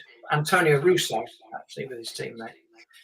And I kind of got to know him because at the end of '86, I started seeing a lady called Anne, who was almost going to be my manager, but wasn't in the end. But she wanted to manage him when he came over, went into single seaters, and she kind of started looking after him. But she knew the family and everything, so we got to know each other then. And then when we were in F3 together, when he came to us eventually, I think 88 or 89 he was. Anyway, he used to come with me, Richard Dean, and a few others, and we used to go to the club sometimes. I got a picture of Paul and myself and at Stringies at some point. So yeah, he's done real well. And as for the day we lost him, I wasn't there on the day, but I was there on the Friday when they were testing. I was at Alton. I was chatting to him then, before anything, obviously. And they were just testing. I was just saying, it's going pretty well for you at the moment. Yeah, you won every race. You're going to give somebody else a go, laugh. And gone quite well. He says, all right, yeah, I'll see you next week. Yeah, because he was going to go testing somewhere else. Yeah, I'll catch up with you. I'm not here on Alton for the race, unfortunately. I've got to go. Because I was testing or something. I can't remember what I was testing now, but I'm going to test something. So, yeah, okay, fine. And that was it. That was the last time I saw him or spoke to him, obviously. But I went to his funeral, and that was phenomenal. There were so many people, and it was really quite a hard one. Yeah, I mean, I said I spoke to Derek about it, and very tricky subject to approach, but that's something I do remember him saying. He said that they knew he was well loved and well liked, and a lot of people were coming, but on the day, they couldn't believe the number of people, who, if I say weren't invited, that makes it sound negative. It wasn't, but there were just people outside. It was just so many people turned up, and I know that Derek. There's also something else that showed me up about that whole thing, and I found out afterwards. Actually, I got told at the drinks down the road at the pub when we all went there after the funeral, and I got told when we did his coffin, we're putting things in. Well, we put his Stringfellow's membership card in with him. Wow. And that was like, oh my God, because I got him made as a celebrity member, like I did a few of the drivers who were going places. But they put his card in with him in his coffin. Oh, wow. Wow, I know. That's, well, yeah, you can't really add much to that, can you? That's no, not really. That's amazing. Wow, what a lovely thing. That's really lovely. Yeah, I like that. So there you go. I mean, I hope that story was, I'm sure the person who requested the story will be happy to hear. I'll be happy to hear that, which is lovely. Just on the subject of drivers, really nice guy, very, very shy in some ways, but very down to earth and very calculated, very together guy. And the car was great, really was. In fact, Richard Dean said when he was doing F3, he was up against him. Yes. And he got to know Richard when we went to Stringies that time. They were talking, and he actually says, get on quite well with Paul. It's quite weird. He said, when I was following you, Paul, I thought this is like racing against me. Because he was like really stopping him from going past. And they kind of got on real well from there onwards, really. Yeah, no, which is lovely. And I think like Derek always uses the word special when it comes to Paul and driving, and I think everyone who raced with him agrees. No, that's lovely to hear. Just on the subject of drivers though, before we just step on here, over the time that you had in F3, obviously there were different classes and things, but you shared the track with a lot of drivers who people will have heard of. I'm just going to name some here because it was a proper era for talent. Obviously, we know in hindsight. Yes, I was an they were very talented. I mean, just to run through, I mean, you were up against, or you shared the track with like Johnny Herbert, Bertrand Gachot, Martin Donnelly, Damon Hill. I'm just going to say surnames, could be here all night. You got Alan McNish, you got Hakkinen, Sarlo, Warwick, Brabham, DeFerran, Sean Walker. We've got like Perry McCarthy, JJ Leto, Menu, Irvine, Noda, Cox, Ratzenberger, Blundell, Fittipaldi, Higgins, Rydell, Delatraz, and Jason Elliott. We'll mention Jason. I mean, there's some proper talent on that grid, wasn't there? And even, I guess, at the time, you knew it. Well, from 85, for my whole time in F3, I was travelling along with the guys who were going to go places. And you do look at the grid of an 89, let's say, or 88 or whatever. Because 88 was like a crossover time between the new boys and all that sort of stuff. Yeah. Brabham came into it in 88. In fact, me and him we met by having an accident together. But more on that later. But yeah, you could see where the talent boys were coming, and they get on really well with each other. And we all kind of got on quite well. And there is a camaraderie between drivers. When you're racing against people, you can sometimes be a bit rude about each other, but it never really lasts. I mean, when you see them going a bit off the boil at each other in F1, what you don't actually realise is they're going off the boil at that point, and you think, oh, there's needle. There isn't really. Yeah, they all have a respect for each other, especially when you've been side by side with somebody and you've got through it all and you get to the other side of it, you jump out and you go, wow, that was good. Yeah, I enjoyed that. And there's no real nastiness at all. Yeah. And, you know, I guess it kind of appears that way from the outside. That's kind of fabricated from the outside, isn't it? When in actual fact you're all kind of. It is a little bit. I mean, look, look at touring cars. Matt Neal and Plato. Yeah, they were a bit needy with each other, but always on the track. Off it, they were sort of a bit distant, but okay with each other. And then they got to know each other later on when they stopped, and they're great mates now. Yeah. So but that happens all the time. There are some drivers you just don't get to know while you're racing, but outside of it, it's a bit different. It's a bit like football. You don't talk tactics with each other or anything. You just get to know each other outside it. Yeah, it's good to hear.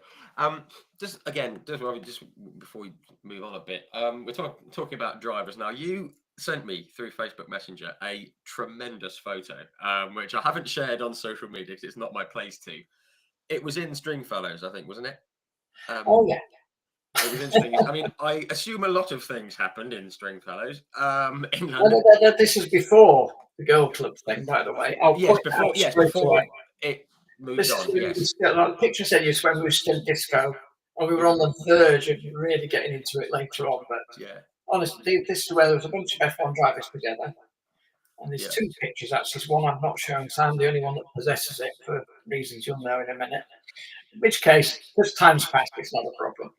But the first one is the company they're all together, because it was actually Mark Blundell's stag do. That's where it comes from. So he came to Springs, and there was him. Let me see if I remember everybody. I haven't got a picture of him in nose here. There's Mark Blundell, obviously. Martin Blundell was there. Martin Donnelly getting completely plastered. You're kidding. No, that's unusual. Perry McCarthy, Johnny Dumfries, Johnny Herbert, and me, and we were all together having a great time. Now there is another. I'm just scrolling through trying to find it. Hang on. Yeah, well, there is another photo which you don't have. I have it. In fact, I know it's the only copy because we made sure it was the only copy. Because at the time, Martin Brundle, when I told him I got this picture, he says, "Don't let that go anywhere." Blah blah blah. It's not as bad as you think. Actually, it's just a picture of them all drinking shots and sex on the beach, and they're all like that. all round. The guy took the photos, and I saw the guy take the photo. And went, I want that picture. I said, you don't give it to the press. You don't do anything. I want that picture. I went, oh, right. Okay. Honestly, if you want to work here again, I want that picture. Yeah. Can't go taking that. And I knew what it meant at the time. When I told Martin, I went, oh, no, you can't let that go. And I said, don't worry. There's only going to be one picture, and I'll have it, so don't worry about it. And I'm going back, obviously, a million years ago now. Yes. I mean, I have my phone here, and I'm not going to turn my phone any more than that, but I can see. No, that one's fine. Yeah, okay. Can I hold it up? They're not drinking on there. They're just, that's all. They're just larking about. Okay, I don't know how else is going to my come back. book. I've got a lamp I've got that in my book. I don't know if we can see that.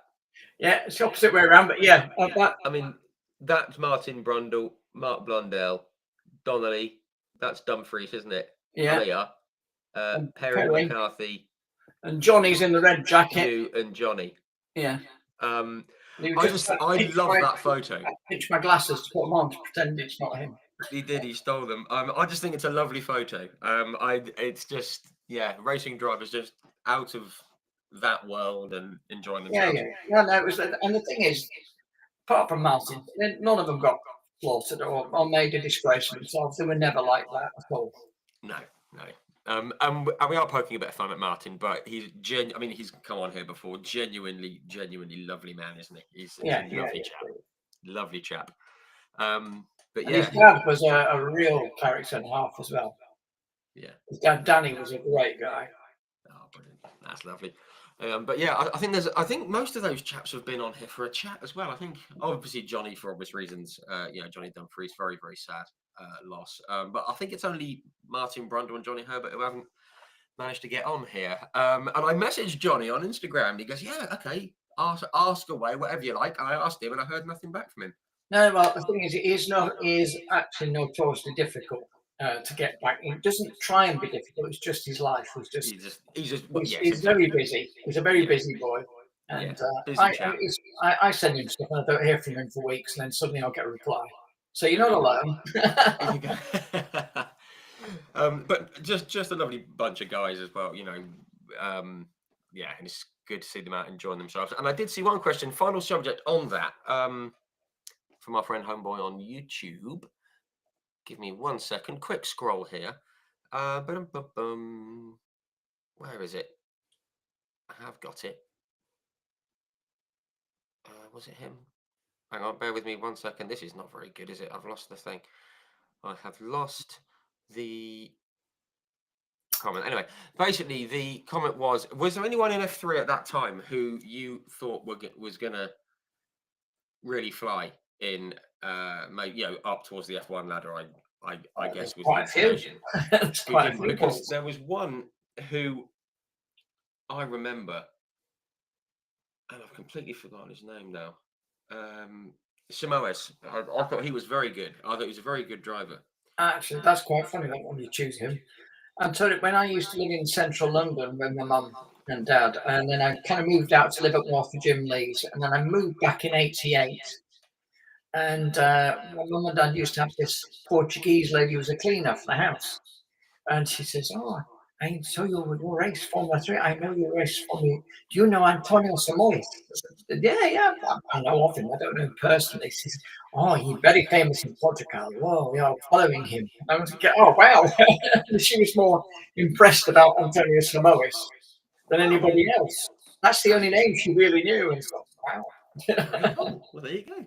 Yeah, that's excellent. But again, I mean, there was a terrific, there was an awful lot of talent there, wasn't there? And obviously, for various reasons, it gets halted, which is a shame. But yeah, okay, just very quickly, where are we? Oh yeah, this is what I wanted to talk about. Now, you've done single-seater racing, plenty of single-seaters, F3 and everything, and you said your career, in your words, came to a screeching halt at that time. I mean, just quickly, was that sort of budget related or just opportunity related, or how did it all? Funny, my dad was just about to develop a club in Los Angeles, and he said, "Look, I'm afraid I can't sponsor you now anymore because I need the money. We're going to America again." They'd just done New York in 1986, which I went to the opening of just before I started my racing campaign that year. And things have gone quite well. And then he finds this place in Los Angeles that he's building. And he says, I need to keep the money for that, 'cause we're also building a place in Florida, in Miami. So he was really getting into his stride in America, or trying to. Yes. Because, it's very hard to get a foothold in America. Yeah. So he said, well, I need to, I won't be able to sponsor anymore. And that was when I found out I couldn't go to F3 with, docking. So when I went out and did my one race, that was with my own money, which couldn't really afford to blow money on one race like that. And I didn't, I really should have got some sponsors. I'm glad I didn't. That was the one where I was damaged. But yeah, so after that, I kind of had a bit of a year of problems. When 91, I went and did a couple of races in, I can't remember which was first, former Renault. Oh, no, it was former Vauxhall Lotus. Jim Lee Racing, which had become Team JLR, running Adrian Cottrell and a few other guys. I can't remember all the names now. I can't remember Cottrell because he's such a great guy. He's really nice. And I'm mad West Bromwich Albion fan. And but mad, haven't you? the things you remember. Yeah, so I went and did 2 races at Donington at one meeting there. But in the race, when I started the first race, something didn't feel quite right with the car, and then the engine in the second race went pop, basically.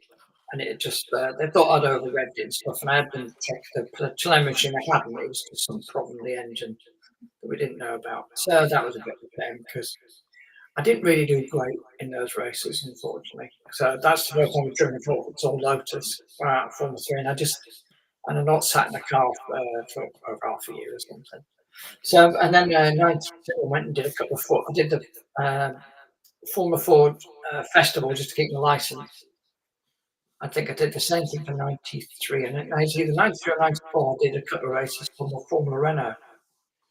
And that was a nice little gig. Because I went to do one race, the car ran out of fuel on the last lap. The guy running the team was so pissed off and upset. He says, "Look, come and do another race with us." Because I can't. I'm sorry, I didn't get it right on the field at the end there. So I did Alton Park.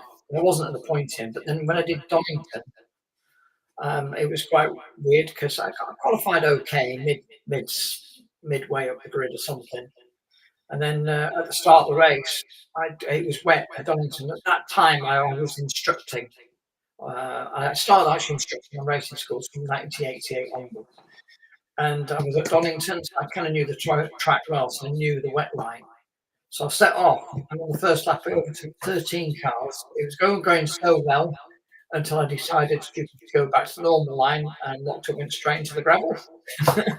Then out the other side, all these cars came past by the time I got going again, and I couldn't quite catch them again because the circuit changed. But when it was wet and going well, it was really good. And then, obviously, a few months later, Senna showed us all how to do it for real.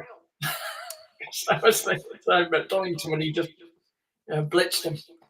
That was, I mean, yeah. Well, you mentioned that lap. I mean, a phenomenal lap. The thing that often gets overlooked was lap 2, because I mean he went from, I don't know, 5th to 1st in the first lap in the rotten conditions, as we all know. But I think by the end of the second lap, he was something like 6 seconds clear or something. It was like, even with how'd you do that? He was using the wet line. If you watch it, you can see where he puts the car. So he's avoiding the greasy bit of the track. But that's also the famous one. If you remember, he did a fastest lap by cutting out a corner, basically, by using the back entrance to the pit lane and in and out the other side. How he got away with that, you know? Yeah, of course, yeah.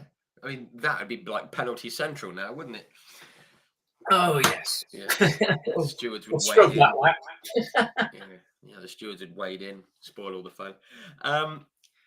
Just one thing I did want to mention, though, you've done a lot of single seaters. 24 Hours of Spa, 1991. That's it. Yes, that's what I missed. When I was saying, well, what was racing? It was 91 and doing saloons. Yeah. Yes. I sort of saw about this, and I thought I'll have a little dig into it, because I love a Ford Sierra. They were the car for me growing up as a kid in touring cars. And you got to throw one around Spa with Ian Carl and Eric van der Poel. No, not Eric. Damien van der Poel. It's his brother. Okay. Sorry, I thought it was Eric. I mean, I was just on Eric. I thought he was a very good driver, and If it was Eric, he probably would have finished on the podium. yeah, he was very good, from what I remember, and he had a cool crash helmet design as well. I always remember that. Yeah. But yeah, what was it like? Because I guess that was your first real endurance race. You'd gone into this, like Ford Sierra from single Yes, it was. seaters. And I did another one later in the year at Silverstone, but not a 24. This was a 24 hours whopper. Yeah, Wow race. it And was like it was, 24 hours first endurance race around Spa in a car that completely different to what you've been used to. I guess that must have been pretty tricky. well, it was. I wasn't the quickest out of the three of us, but apparently, according to Kevin Maxted that ran us, he was happy about that. It meant I would help the car stretch a bit further, hopefully. And but I didn't go off. I was probably 2 seconds slower than the fastest man out of the three of us, which is, it is what it is. But it's an endurance race. It's not about being the fastest every single lap, sprint Yeah. type of thing. But you wouldn't believe that if you were doing it. And that was the thing that I discovered. I was actually pretty fit. I got fit over the course of 24 hours, but I was doing 1 hour and 2 hour stint. The 1 hour one, I was only meant to do 1 hour, but I ended up doing 1 or 2 2 hour stints because one of the drivers, they couldn't wake him up for his stint. They came on the radio in the car going, Scott, can you do another hour? Because we can't wake Ian. So Ian can't, we couldn't get him up. Went, yeah, all right. Then. They couldn't get him up, wake him up out of the Winnebago. So they just got on the radio. We can just fuel your put tyres on and carry on. All right. Yeah, all right then. And that was quite a surreal thing because luckily I missed the worst of weather because it rained at one point, but that was while I was on my sleep.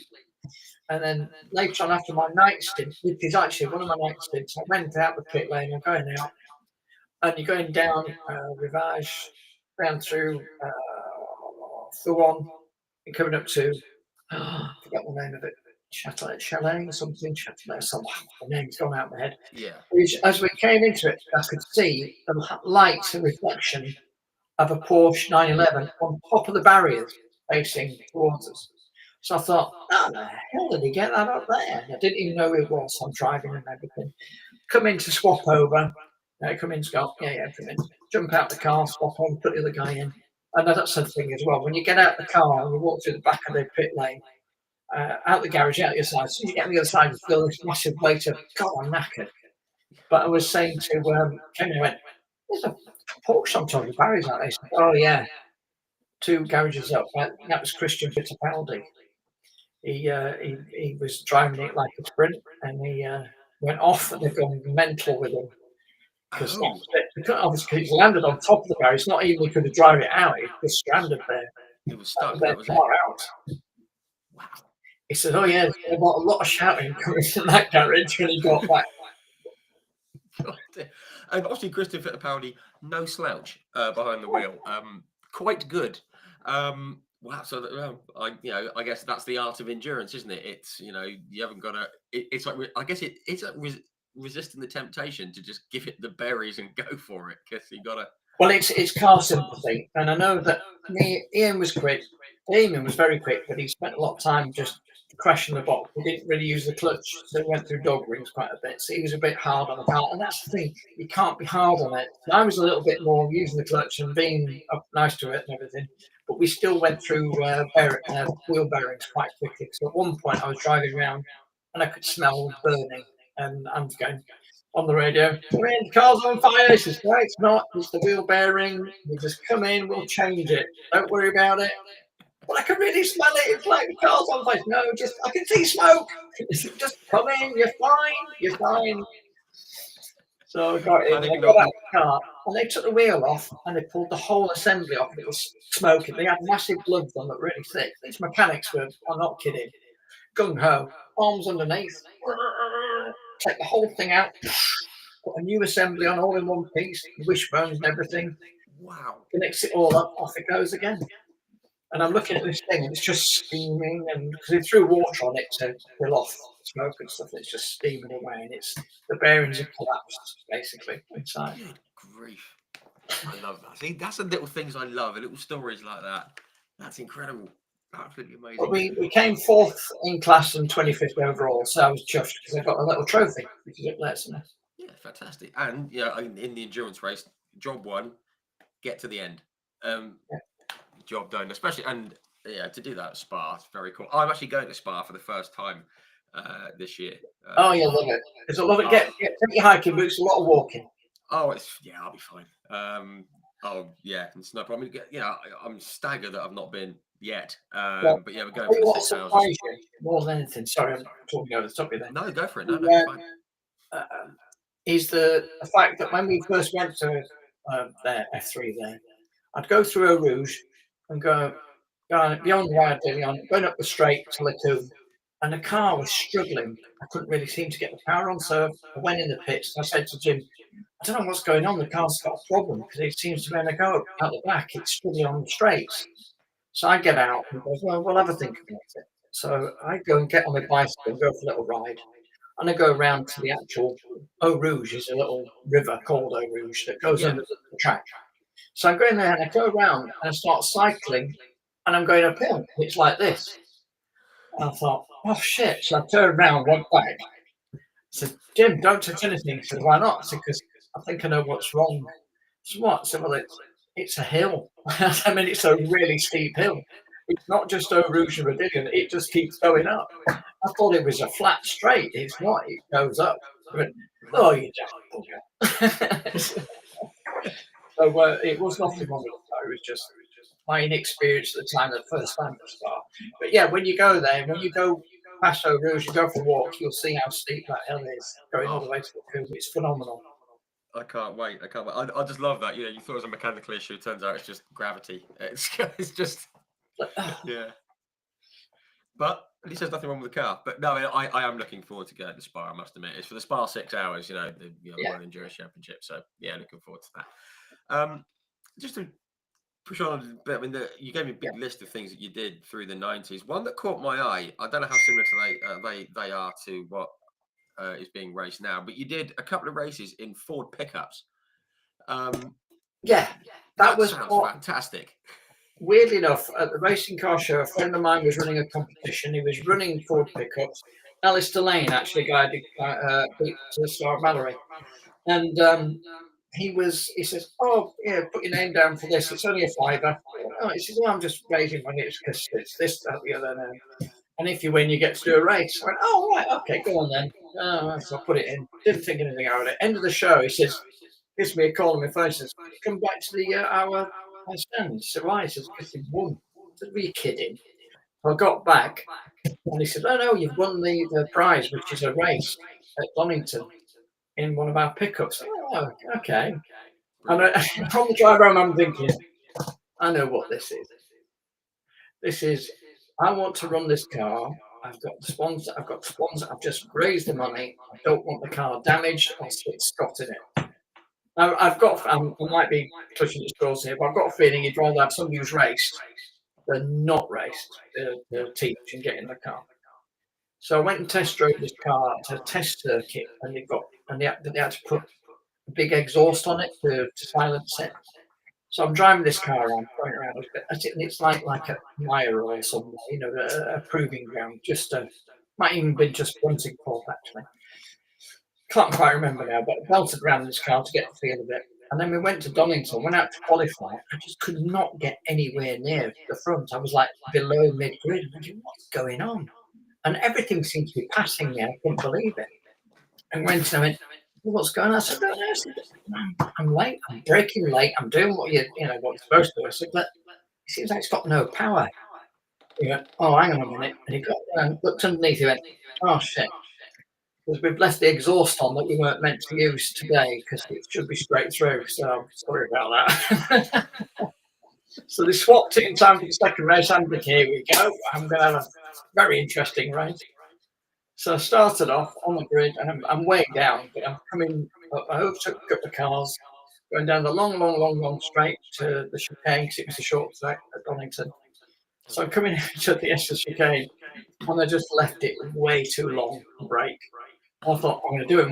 I'm going to do that one as well. I got on the brakes, it just went locked up, went straight on in the gravel. Not going anywhere now. No. So Beached. there you go. Just well, you had some happy memories of Donington. That one, you're bound to have the odd little blip.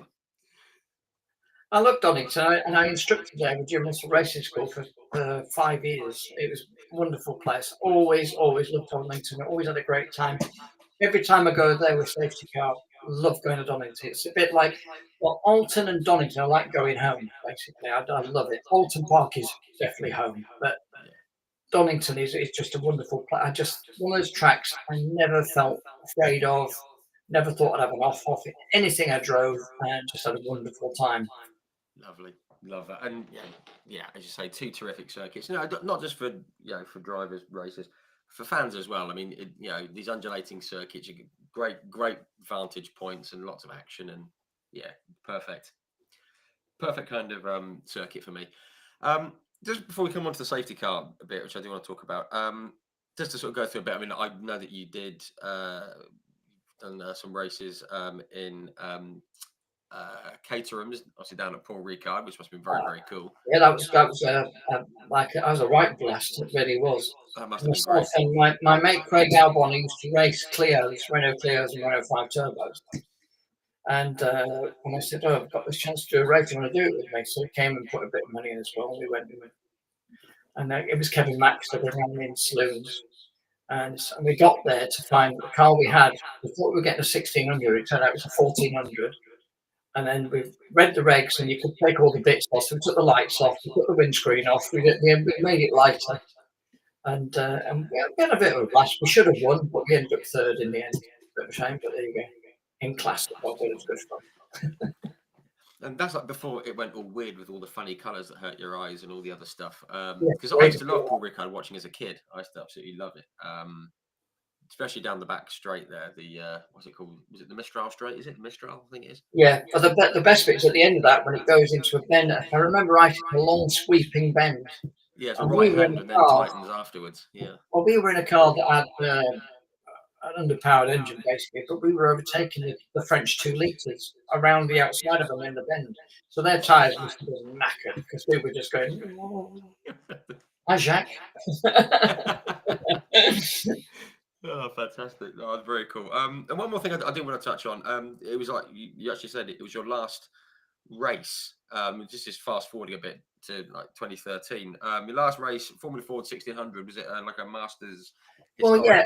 What I can't miss out is I did do 2 half seasons in RP Formula 3. Yes. In a row, and it was that was great fun. So my first race back after 10 years not racing a Formula 3, I won at Mallory Park. It was great. Did you really? Yeah, my first race back in F3, and I won it. It was great. That's fantastic. Still got it. Yes, it was. As to be said, it was a bit of an interesting one because I was running third, then I was running second. I started third, got up to second, and the guy in front walked off in the distance. I thought, well, you know what, second will do.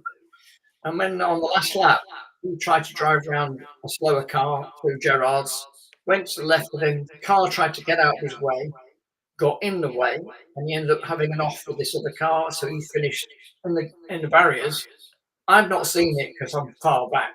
That was Darren Blond, who was very quick. And I carried on, go around and go, checkered flag comes out. I go, yeah, brilliant, second. I get round and they pull me to the front. I'm thinking, oh, they must be in the first 3.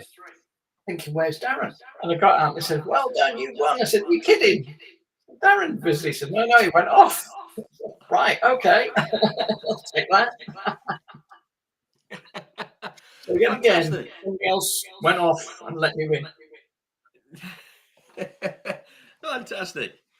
It's a nice thing to have, isn't it? Another win, There's that. I've run races without people falling off, but Yeah. No, that's great. I love that. Absolutely love that. And so just to fast forward to that last race, 2013. I can't believe 2013 is 12 years ago. How's that happened? Terrifying. Obviously, did you know that it was going to be your last race? Did you think, this would be No, it was a bit out of the blue because the guy who ran me was Mark Bailey, who I raced against in Formula Fords in '85. He was like called Mr. Gearbox Man. He used to work for AGA Gearboxes. Then he did his own stuff, Mark Bailey Gearboxes, and they were great. I actually dragged him into LPF3 to do the gearboxes on the cars that the team I was in. And we kind of kept in touch. And then I got the chance to do this race. And I can't remember exactly how we got into it. So I can race our car. I was like, okay, let's do that. However, there's a story to this as well. So I go and I'm thinking, right, it's Brands Hatch long circuit. Not many people know that track very well. Oh, I could win this or get the pointy end. So we go testing on the short track. And so I'm belting round, and the car's doesn't feel quite right. I'm not feeling quite comfortable in the car as such. I'm really uncomfortable in my stomach or anything. But I carried on. I wasn't the quickest thing, but I've not driven the Formula 4 for 20 odd years. So I thought, well, listen. And then the car had a bit of a problem, and we had to change the engine because there was a problem with the engine somewhere. I can't remember what went wrong. And then I managed to get out again. Again, I didn't feel 100%. So, okay, we'll leave it till tomorrow. And I managed to wangle to get number 27 on the car as well. So I was like, brilliant, got my own number again. And going around the wrong track tomorrow, that'll be great. Anyway, I go and stay at the hotel, obviously the one at the entrance of Brands. And overnight, I just got more and more ill, as in my stomach had problems. And I was cramped and I couldn't get out of bed in the morning. I was so much pain I couldn't move, and it was horrible. And I had to make the phone call to say I can't do the race. So I said, I'm having a real problem getting out of bed, let alone anything else. I need to get out of this hotel at 11. I can't even make it downstairs, let alone get in the car. But eventually I got home. The following day I managed to see a doctor. And it turned out I had the beginnings of diverticulitis, which I've had to learn to live with, and now I kind of manage it. And I've still got it now. I get it every now and then, but very, very rarely. It's not the same. It was the early ones were the worst pains, and I don't get it so much anymore now. But that was really painful. But then he says, right, come and do another race with us. So I went to Castle Coombe, funny enough. And that was my last race. I did that. And it was quite an odd race because I wasn't quick at all. I enjoyed it, but I still wasn't 100%. And I really thought, maybe it's time to leave this alone for a bit. And it just never happened since then. That was the last race I did was at Castle Coombe. Well, there you go. It's not a bad circuit to go out at. A really smart little circuit, isn't it, Castle Coombe? Well, yeah, 13th, I think that was it. Yeah. It is what it is, as I like to say. Yeah, absolutely. That's good stuff. So drawing a line under the racing side, and it moves on to the what you're doing now and how you have been doing for it's like well over sort of 15, 16 years now, isn't it? 20. Is it 20? Is it? This year's my 20th year in touring cars, safety car. I suppose it. Yeah, 06. Yeah. Wow, that's very cool. I mean, how did it come about becoming the safety, the old safety car driver, BTCC TOCA and all that? Well, I was asked. Apparently, the previous team made a few mistakes, and the ARC was running the people for in conjunction with TOCA. They did the staff and everything, and they decided they were going to get a different team. I don't know. I can't remember the names of it before, and I don't know the ins and outs, so I can't even go there on it. But end of the day, I was at the end of the year Christmas party at Stringfellow Racing School, because I was instructing there. I was instructing there for about 12 years, and I got approached. Said, "Would you like to drive the safety car for cars?" Now, admittedly, in 1999, I'd already done a bit of safety car, and that was with British Superbikes. And before that, I did a bit of doctor's car for some bike meeting at Donington. And so that how that kind of started. I think they probably heard I'd done it already because of doing superbikes. And I only did a few of them, superbikes, because I was still racing myself. But then they suddenly approached me at the studio and said, "Oh, do you want to?" Yeah, I'd like to do that. Yes, please. That'd be great. Okay. I'm going to introduce you to your observer. And it turns out to be the guy I've known at the track. There's a marshal, and and he also did other bits and bobs at the school and everything. And used to put people in and out of cars called Pete Harris. And so I kind of knew him, but only to say hello to. We didn't know each other that well, so we kind of got thrown together at this party. I said, "Oh, hi, well, nice to meet you properly." We just got chatting a little bit subdued and everything. We both discovered fairly early on we both like Guinness. It was a good start. Incidentally, this is 00 Guinness, which is very nice, isn't it? It is good. Basically, because I don't do alcohol in the week, and even now I can't really do it the weekends very much. We're doing trying to do a dry January, but we started late. So I did 2 weeks ago, and that wasn't right. But yeah, so Pete and I got together for 2005. We did the first year, and we learned very quickly what you're meant to do and not do and everything. And I quickly learned that being a safety car, you are busy all the time because you're in and out of cars. At that time, we had 5 cars. So we were in and out of different ones, not just touring cars, but all the supports as well. So I found out that safety car is quite a big job, really. And you're always at the point in, you're not allowed to screw it, you can't spin, you can't do anything like that because he won't be there next week.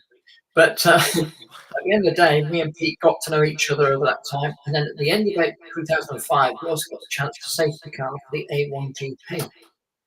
And then we got that job as well. So we were doing that in the off-season racing through the winter. We were doing A1GP. He did it the first year, and the second year they changed personnel. They put somebody else beside me, and I did 2 years. And then it started clashing with touring cars a bit too much. So I decided to drop the A1GP. I also knew that it was a great racing too, brilliant to watch, excellent racing.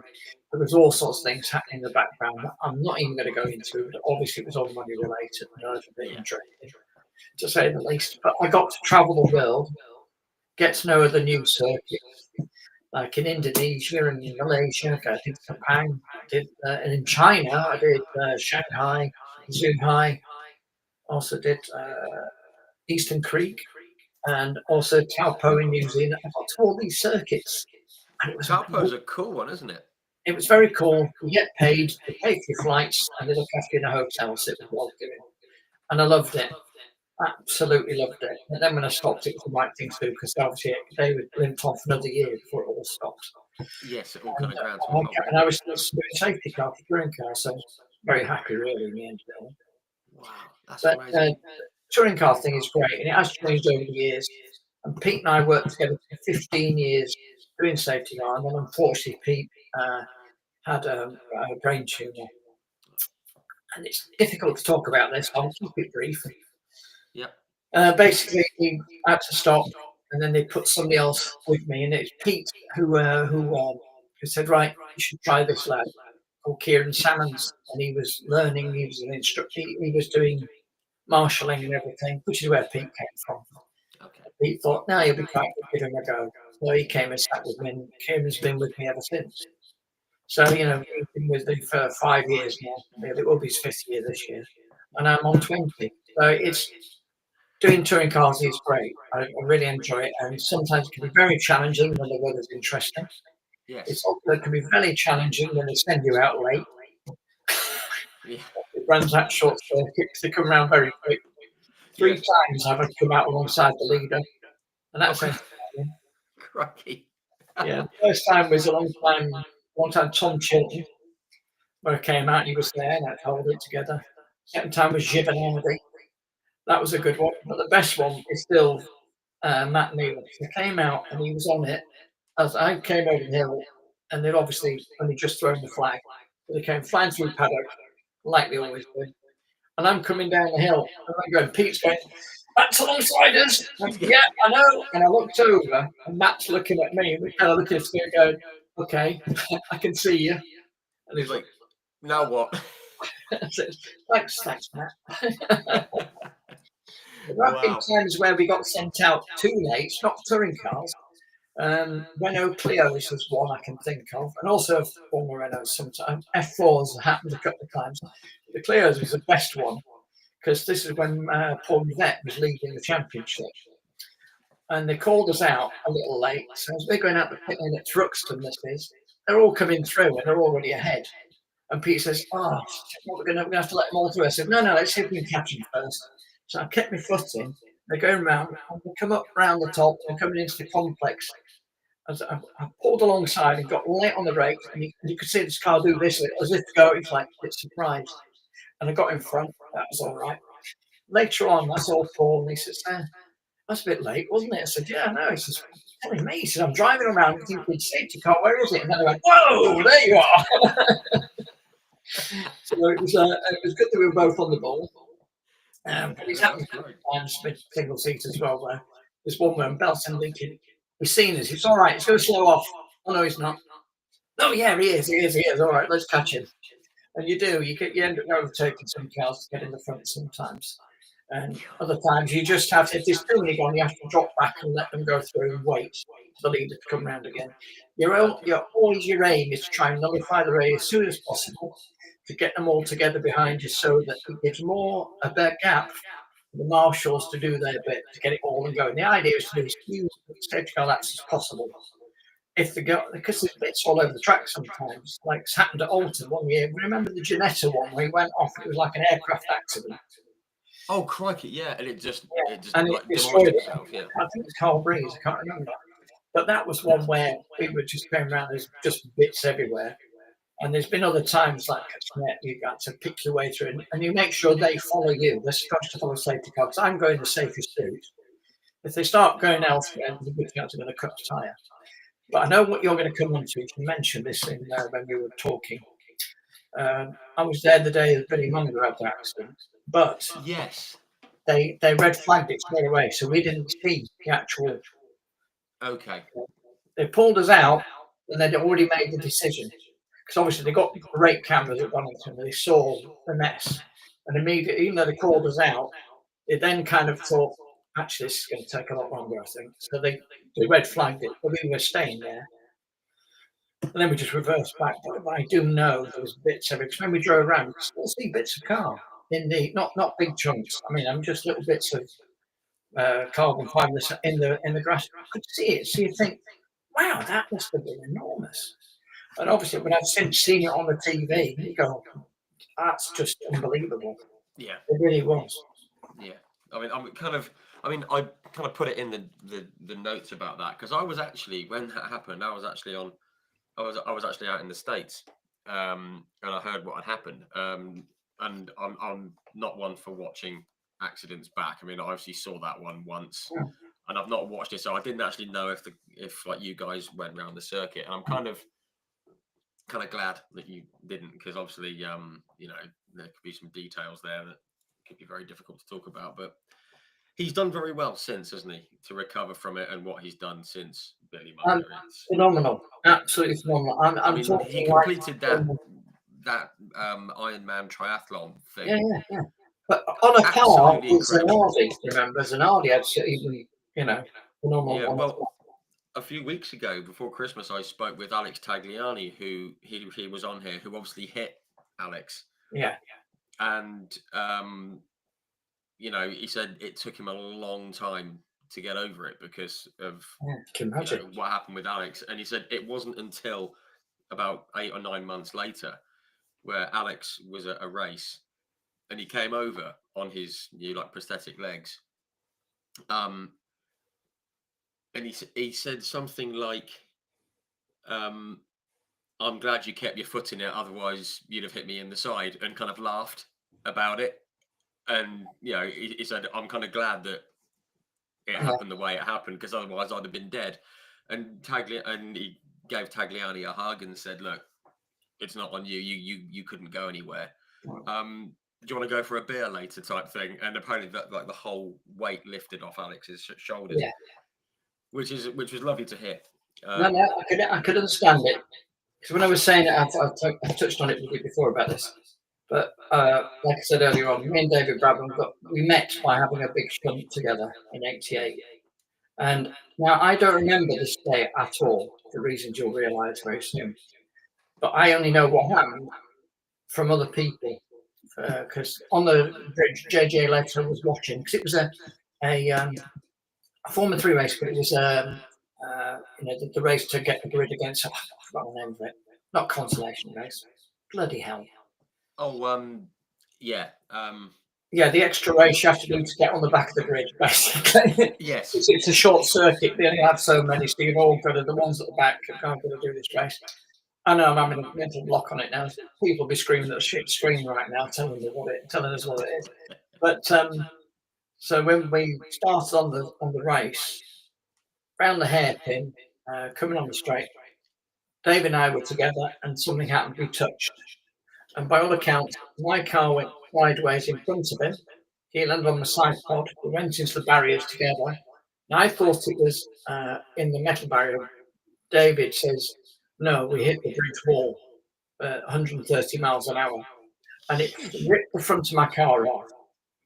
And the wheel of my car, I believe, hit me on the head and knocked me clean out. But now we're both out the barriers, slewing across the track in front of all the other cars. They're all braking and trying to avoid us. And we've ended up on the other side of the track. DB said he jumped out and said, oh, you're right, Scott, you're right. He says, and you were there going, oh, my must be my one's gone. And he said he looked down, he said that my feet were hanging out the front of the car. And I'd heard that from others saying that my feet were hanging out the front when they came past us and saw my feet were there. If there'd have been a second impact, I'd have had problems. But there it was on the side, and they pulled me out, took me to Northampton General Hospital. I vaguely remember waking up, well, I'll say waking up, being a bit more compos mentis on the gurney, waiting to go in to have x-rays. And then after that, I remember being in the hospital bed, and there was loads of people around it. And that was Jim Lee, my mechanic, Richard Dean, because he was doing the Formula Ford race at the time for Swift. And then this Tony Dean, Richard Dean's dad, was there as well, come over from America. And I'm not kidding, it was literally, oh yeah, she says, all right, Scotty, oh, yeah, what happens? Well, you've got a bloody accident, haven't you? That's why you're in hospital. This is Jim, he's very blunt. So I see Richard, oh, Richard, all right, so how did you get on your race? Oh, I did all right. I came third, started third, finished third, but all right, let's chat. All right, lads, yeah. Oh, Tony, good to see you. I thought, well, I didn't know you were here. He said, oh, no, I've come over to see Richard, haven't I? I said, yeah. And I turned around and went, hi, Rich, how you doing? I was like a goldfish. I was like starting all over again. So they were all saying, yeah, well, how do you do? Which was why I did all right. I came third again. it's like we've done this. And then when I'm typing again third time, oh, how are you doing, Rich? He's like, Jim Lee says, all right, Scotty, if you see me getting smaller, it's not your eyes, it's because we're buggering off now. I've cleaned it up. And so off they went. And I do remember in the morning, I got all the newspapers. My dad used to get newspapers every morning. So for some reason, I thought, I'll get the papers. And I still remember to this day, it was the one where there was an aircraft accident show in Germany where there was a shunt of aeroplanes and it made the front page explode. Okay. So I've been going through that papers and doing all that, put them back. And as I look out the window, I can see it's a window, and I look back and go, oh, papers. So memory was struggling, and then I started getting a gentle feel of thinking, something's not right here. And I went over to the window, I looked out the window, went back, getting to bed, thinking, I'm sure I've just gone over there, and I can't remember. And it was really starting to, your brain starts to work things out. So it literally bruised my brain. And it was trying to work, and it cut out the whole of the day. So I'm now trying to catch up. And then the nurse came over and said, when's breakfast? She says, you've had breakfast. Have I? Oh, right, okay. But at the end of the day, the doctor came around and convinced him, oh, no, it gets better. At the time, I was seeing a girl called Nikki Lawton, really nice girl. And she'd rung up the hospital. So I'm there in the bed, and this nurse comes in. Scott, you've got a phone call. All right. So they said, it's Nikki Lawton. I went, Nikki Lauder? I was really impressed. Nikki Lauder's rung up to say how I am. Really? No, Nikki Lawton. And I went, hello. Oh, hello. Yeah, I'm all right. Yeah, I'm a bit of an accident, blah, blah, blah. I was, for a second, I was really impressed. Nikki Lauder was checking up on me. That would have been cool. It would have been. It's nice to hear from you, Cal. But yeah, and then end of the day, I convinced the doctor I was going to be all right. And my teammate Charlie Rucker came to pick me up. And on the way back, I said, "Can we just go to Silverstone and have a look?" I went back to have a look where we'd had our shunt. And I'm just thinking, because it's now dawned on me, I can't remember what happened. I just know I went to the circuit a different way I normally go. Went through Islip. This is before the shortened route for 43 and all that sort of stuff.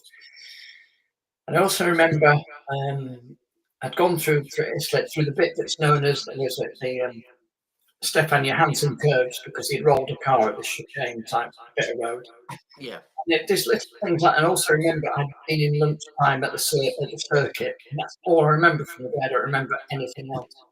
Wow. The doctor did say you may never remember any of it again, but you might have a flashback or something. And it's only like several days down the line I once woke up in the middle of the night because I felt the bump. I knew exactly what it was. So I woke up and I thought, no, that was a barrier, wasn't it? That's the chuffing wall I hit.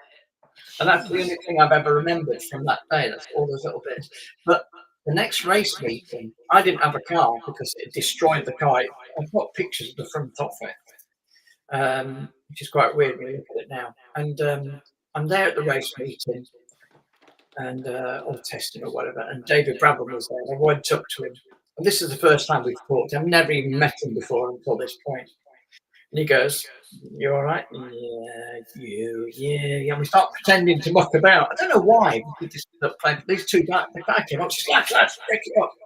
So we're not. We're all right. We're okay. And, really? And he's going, yeah. So he walked off. He says, "Are you really all right?" I was a basket case for days. As I went through a really weird time. I was writing numbers down in a list, and I realised there were people's phone numbers, but some numbers in the wrong order. I was speaking my mind for days. It was horrendous until one day I'd had enough, and I just got in the car and drove around thinking, "Well, if I lose my way, it's my own fault." I frightened my mother to death. So I was back at the family home. Yeah, so I kind of recuperated. So that was an interesting time. And then the next race, we got a car for, and that's going to go back to Spa. The first race back to Spa, and it was weird because I was trying to go quick, and I just couldn't quite get my shit together. And I finished fifth, whereas 2 years before I'd finished third in the first time there. And it was just the year before I'd finished third. That's it. So this time I'm like struggling in fifth place because I kept backing off the throttle. So when we next tested at Thruxton, I'm there on the power going around the track, and I kept coming to church and backing off. I thought, this is stupid. I can't go on like this. So there's one point where I was meant to come in, but I carried on round. I thought, right. And I put my left foot on my right foot on the throttle and just pressed both feet going into church. I thought, if I go off, it's my own stupid fault. So church is easy flat, really. But when you're mentally not with it, it's, so I kept, and I went through church, hit the bump all the way out, and I was all right. And I'm not kidding, it was like breaking through a barrier. When you were saying earlier on about mental change after an accident stuff, that was like, oh, thank God for that. Wow. And that was getting used to a new car as well. So that was entertaining. Wow. I mean, I suppose if you've got to prove a point to yourself, church is the place to either do it or not, isn't it? I suppose it's I'm not even religious. So yeah. I like it. But Well played. but it's it was great because it's quite weird. How some of these chaps come back to you later in life. Yeah. So I instructed there for many years and everything. Yes. But when we get back into touring cars and doing safety car, I never once felt a problem anywhere at all. Oh, right. Even It when was it was completely terrible, you just got to stay on top of it. And it's thankful I went through all that sort of stuff in the past and got through the other side. Yeah. That's amazing. I mean, actually, I did speak to.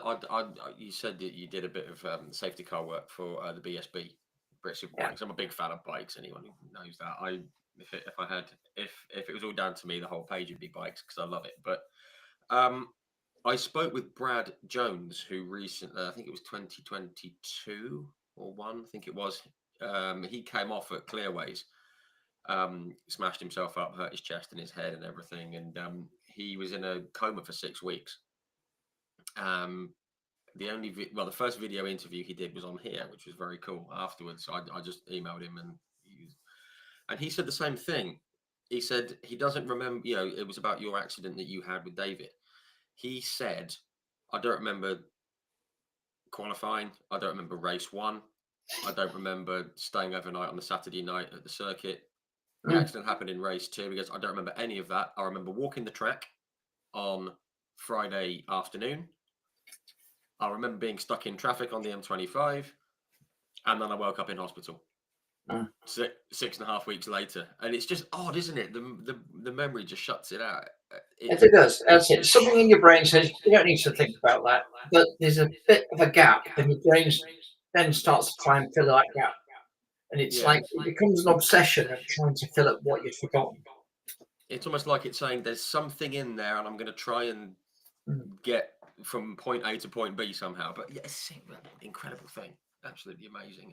But it's good that it hasn't obviously affected what you're doing now, of course. One thing I did want to ask though, I mean, obviously we all see what goes on track on the BTCC weekend. We all see all that goes on. Luckily through this page, which started as a hobby, and now I keep getting invited into pit garages and stuff, which is lovely. And I see all the goings on behind the scenes in teams and drivers and all that kind of a thing. We don't see what it's like for you guys, the officials, as it were. I mean, obviously just quickly, I mean, what's it like on, say, race day, BTCC race day? I mean, what's your day? Because obviously you're hopping in and out of different safety cars. You've got different procedures for different circuits and all that kind of a thing. It must be absolutely manic. Well, I pick up the safety car from Porsche at Silverstone the day before, and I drive down, either staying over nearby, or if it's near here, if it's Silverstone, or from home. Generally, I find either friends' house or hotels. My wife and I like staying at Airbnbs when she comes with me, and that's quite good. And then I'm always there 7 o'clock in the morning because I have breakfast in the TOCA tent. I love all that. So I'll turn up. Every year I've had a mug made with touring cars and bits on it that I do for every single year. I've got too many of them now, but I should have brought them out, but they're actually hiding. Keep them. No, it's terrible. Honestly, it's an obsession now.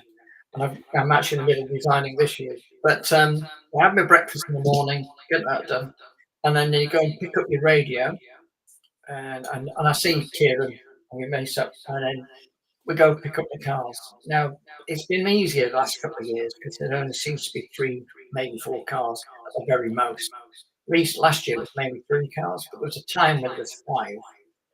And there's times when you have to go out there early in the morning to go get these cars. Now, each of these championships got their own safety car, except right now the Panamera touring cars are also used for F4s and other bits as well. And whereas when we used to have Renaults, they used to have a Renault, and the used to have their own, blah, blah, blah.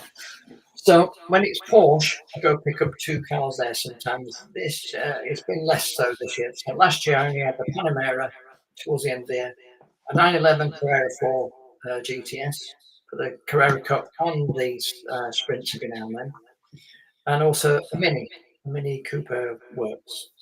So I have to make sure I've got those. Now, in a few years gone by, it was Ginetta and BMW and Seat and a Porsche.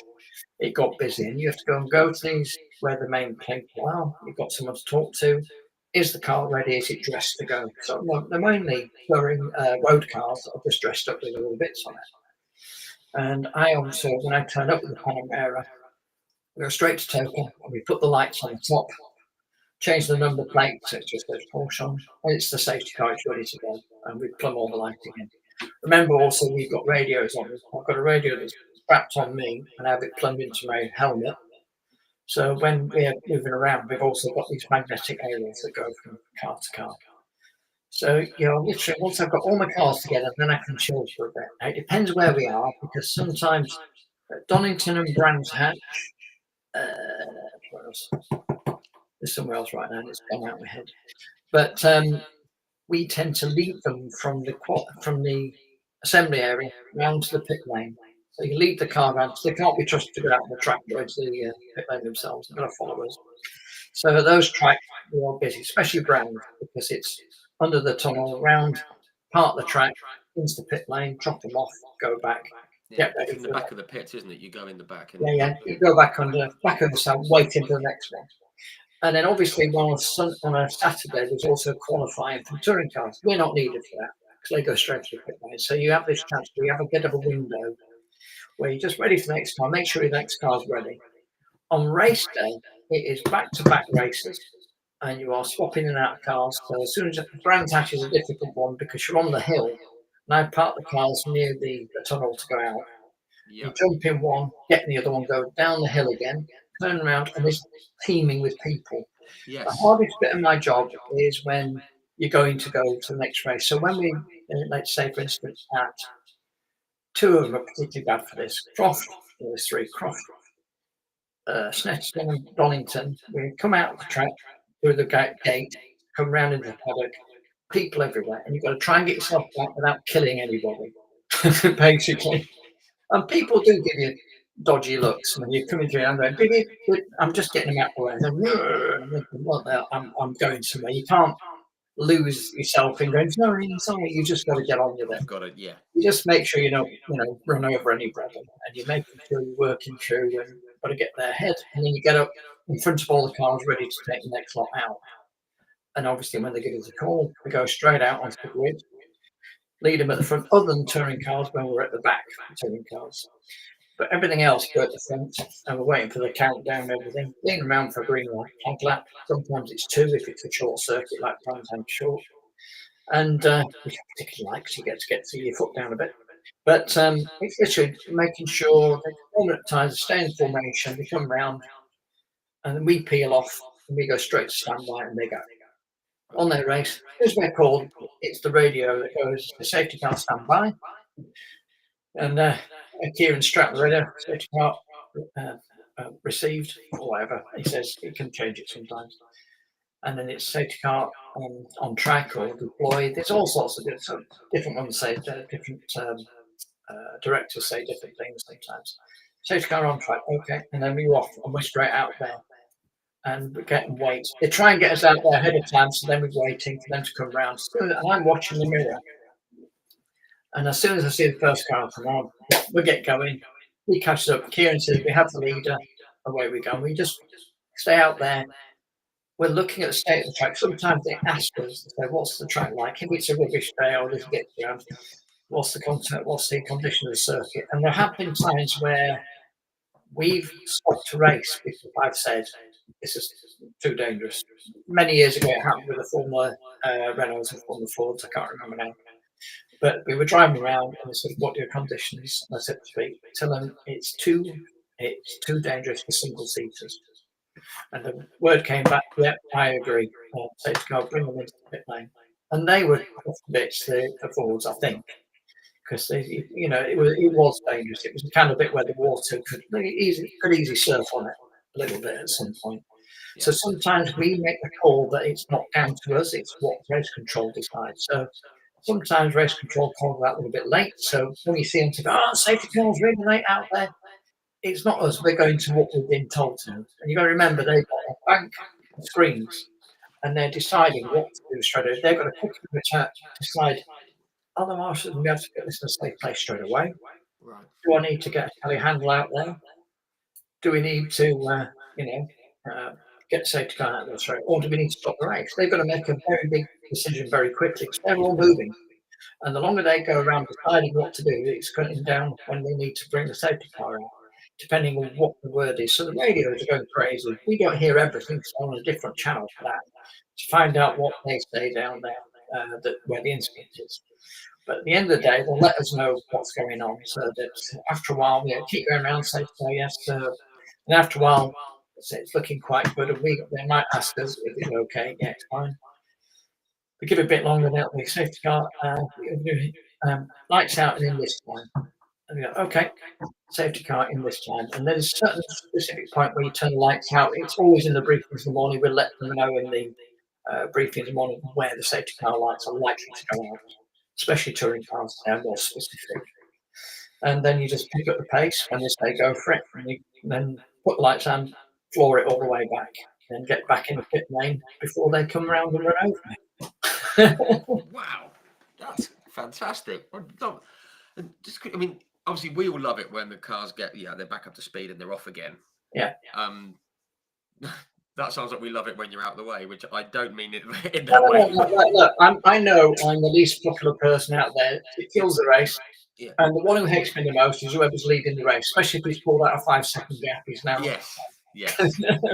The audience behind him has been wonderful. We should say that it's not on you. We should say that absolutely categorically. But I mean, when you've pulled in and they go hammering past, do you get like a bit of a buzz? Do you think, oh yeah, off they go? Kind of cool. Easy enough. No, I don't. Every now and then I do. Sometimes I go, oh, let's do. I quite. The Porsches are a long race, and they do seem a little bit sort of samey sometimes. I do like Porsches a lot, and I have driven one of those GT3s some years ago. I got a chance to go do a couple of laps at Silverstone. It was brilliant. Flat shift gearbox. It was brilliant. That's how far we're going to the proper lever, not the pedals now. But yeah, that was great. That made me think, I'd like to do that. And even part of me I see the sprint races with the Caymans, and I've had a driver one of those track day. Got invited along by somebody in some other races, and we had to go in this Cayman GT4, and it was brilliant. It's a cake to drive, really was, and I just didn't overdo it. It was a track day, belonged to somebody else, not my car, but I belted around for a while, and it was wonderful. I got a picture of me. Actually, I should have brought that out. A picture of a bedroom. Great Jake Edbury picture, by the way. It was good old Jake. I bumped into Jake at Autosport. That's one of his. Something else, that chap. Oh, there you go. There you go, Jake. Yay. That was during COVID time as well. We had to do that. For ourselves about all the time. With the mark, yeah. No, Jake. Behind closed doors, that was good. Yeah. Just quickly, I mean, the thing I want to touch on just for a couple of minutes. I mean, you're saying about, you're like the radio's going crazy and when it's a wet condition and stuff. It just put me in mind of Donington, the first round of last year. Obviously, it was monsoon. It was just piddling down. Did you have much of it? I mean, how much of it was? I mean, were you consulted on it? Because you could. It didn't need to be. It was quite obvious. It was very bad weather. They weren't going to call us to it, and they had to make a decision at some point when to get going. Yeah, because they sent the drivers out, didn't they? I think they did try it a little bit and brought them back in, and that was just practice, basically, to see what the state was. And they were getting visits from drivers saying this is too much, etc. And the weather just got worse and worse, as we all saw. When it came to race day, obviously on race day, we're there trying to get going, but it just wasn't happening. Saturday was kind of better, because it wasn't too wet at all, if I remember rightly. But on the race day, when it pushed time back, we knew there was going to be a casualty in races, so we knew there was going to be a losing a couple. But the great thing about the Touring Car Championship, as we travel on through the year, they can add races in at different places depending on where they go. Yes. And that's quite a unique situation when you think about it. F1s can't go out and suddenly decide we'll have 2 races at that race to make up for that one we've missed. So it's quite good. We can mess about like that to a degree. I'll try and always run touring cars. If they have to kill a race, it's never going to be a touring car unless it's really that bad. Yeah. And it's very rarely ever happened, if I can remember rightly, over 20 years. But there have been races where I've gone out and the track's been very marginal under wet, and you can feel this grease down. Someone's dropped oil. That's always entertaining because, again, I can't go dropping it, but there's been plenty of times where it's been a bit interesting just to stay on the track. There was one, wasn't it, at Croft where it all went very badly wrong with oil down, wasn't it, in the wet? Absolutely horrendous. I mean, I know Aaron Taylor-Smith broke his leg and Luke that was horrendous. That was a red flag job, though, that one. Yeah. I think Luke Davenport ended up in a coma, didn't he? And there was Jeff Smith was injured, and it just, that was a very clear red flag. So I guess that was one of those moments, a bit like the Billy Munger one, where you weren't not needed. They just dealt with it like that. Yeah. And then when they restart the race, you can feel there's a bit of a different feel to everyone's, because everyone now knows what's happened. Basically, they know he's in hospital. He's gone to hospital. It makes drivers a bit subdued, but when you get on the track, there's a moment, and then you forget about anything. I like to say when you've had I've been races where I've lost friends along the way, and then you come to the next race, and it's amazing how your brain can just think, right, that's them, and this is now. You don't worry too much about it. You're a different person on the track, and that's the key to racing, actually. You don't dwell on anything. So when you even have to have a crappy race, you don't carry it on anywhere else. You just keep it all at the track, and you don't. No one's your friend on the track, but they're fine off it. You know, it's that kind of mentality. It's a wider issue like that. Yeah, I mean that like compartmentalization of it, isn't it? I mean, I mentioned Alex Tagliani's done it. Like Derek Warwick did it when he lost Paul, and Yeah. like David. I spoke with David about Roland Ratzenberg when he said the same thing. He said, look, he said the only reason that we're stopping him racing is would Roland want him to race or not? It wasn't, am I going to go the same way? It was very weird reasoning to Well, a when non-racer. that all happened, I didn't see the actual accident. But when I was watching the Senna film, I saw the accident once, and that was enough. I knew Rats as well, and that upset me more than anything. Just watching that bit. Yeah. Oh dear, still affects me now. But I'm sure it does. I've only ever seen it once. Can't watch it ever again. Ever. No, and I don't. Well, I'm the same. You see that when you know something bad happened, you don't want to see it again. I'm not one that with morbid curiosity, which some people have, and that's fine. But I no, I don't. It's just fine. Okay, just very quickly, because I'm very aware of the time, and there's loads of things that we could. Bloody hell, 2.5 hours. 2.5. We've been thumping through stuff. I mean, I could sit here all night, absolutely no problem. Let me but no, firstly, thank you for the insights on how it all goes on in the safety car, because that's things that we don't really see, and that's all the bits that I like to hear. So thank you very much for that. One thing I want to touch on though was your book that you wrote. Oh, how convenient! Look at that. Wow. But My Dad Was the King of Clubs, a cracking title. And I mean, people, I guess people would automatically jump to perceptions about not just the book, but about your dad or you or anything, just because of the industry he was in, or how how the industry evolved into what it evolved into. Yeah, I mean, I've got to say, what's normal for me might not be normal for me, and I don't mean that in any big sense at all. I realise when I tell stories about Dad and this, that, and that, sometimes they're either shocked or surprised, or they don't really thinking anything, and I don't think it in the same way. Yeah. Because he was really obviously massively influential to get me racing. Without him, I wouldn't have got going, and trying to find, and the biggest problem I had after Dad stopped sponsoring, trying to get a sponsor when your name's Stringfellow is honestly, it's a pain in the ass. I was going to say, they all think I'm loaded and I'm not, and they all think that, oh well, you don't need him because you've got Dad, you don't need me. And I went through all that, and it kind of stopped me to progress for a while because I got quite down about it. Sure. In fact, in '92, I went through a depression area for a while, and it took me a while to get out of that. And actually, that's quite a good story to how I got out of that, because I was not going out of hell. I was getting ill. I literally struggled because I wasn't racing. I wasn't instructing at the time because I'd stopped for a while. And I was really struggling in life a little bit. So my mum and dad found out what was going on. My mother said, well, she was living in South Carolina.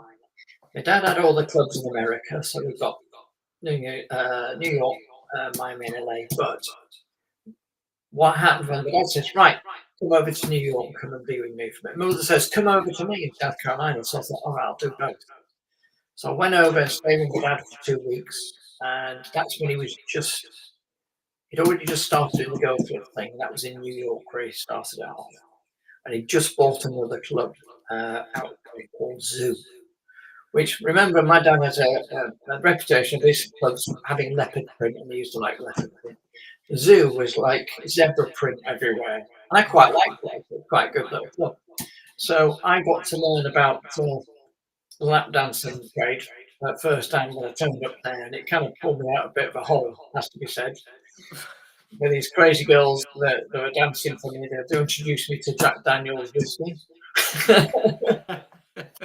I'm not kidding. I feel like I was doing things I never did in my teens that teenagers do, just doing going off the leash, bit of a wild child. Never been a wild child. And I wasn't really much of a wild child doing this. But I was out there for 2 weeks with a great time. Got to know some of the staff and everything. We had a good time there. Then my mum came, picked me up, took me all the way down to South Carolina. It's a long drive. She drove up because her then husband, she'd been married, and lived in Rutland, Vermont, but they'd moved. So he'd gone up there briefly. Now, on the way back, he picked me up from New York and drove all the way down to McCormick, South Carolina. 14.5-hour drive. That's a trek. Yeah. Big trek, non-stop, because they swapped the drive as well as they were driving. Stopped over every now and then in a brilliant little Dodge Ram van camper thing. Not camper, but that thing to go down at the back.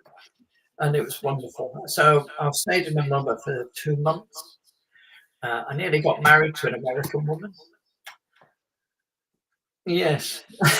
Okay. But after a couple of days, about a week of being engaged, we realised it was a stupid thing to do. Yeah. And we're still friends now. I mean, actually, she sometimes pops up on Facebook. I don't want contact with her, just says hi or on Facebook or likes some things. Yeah. But that was an interesting time. And I worked on. My mother had this spread of 82 acres of land with horses and dogs and cats. It was a real menagerie and a half.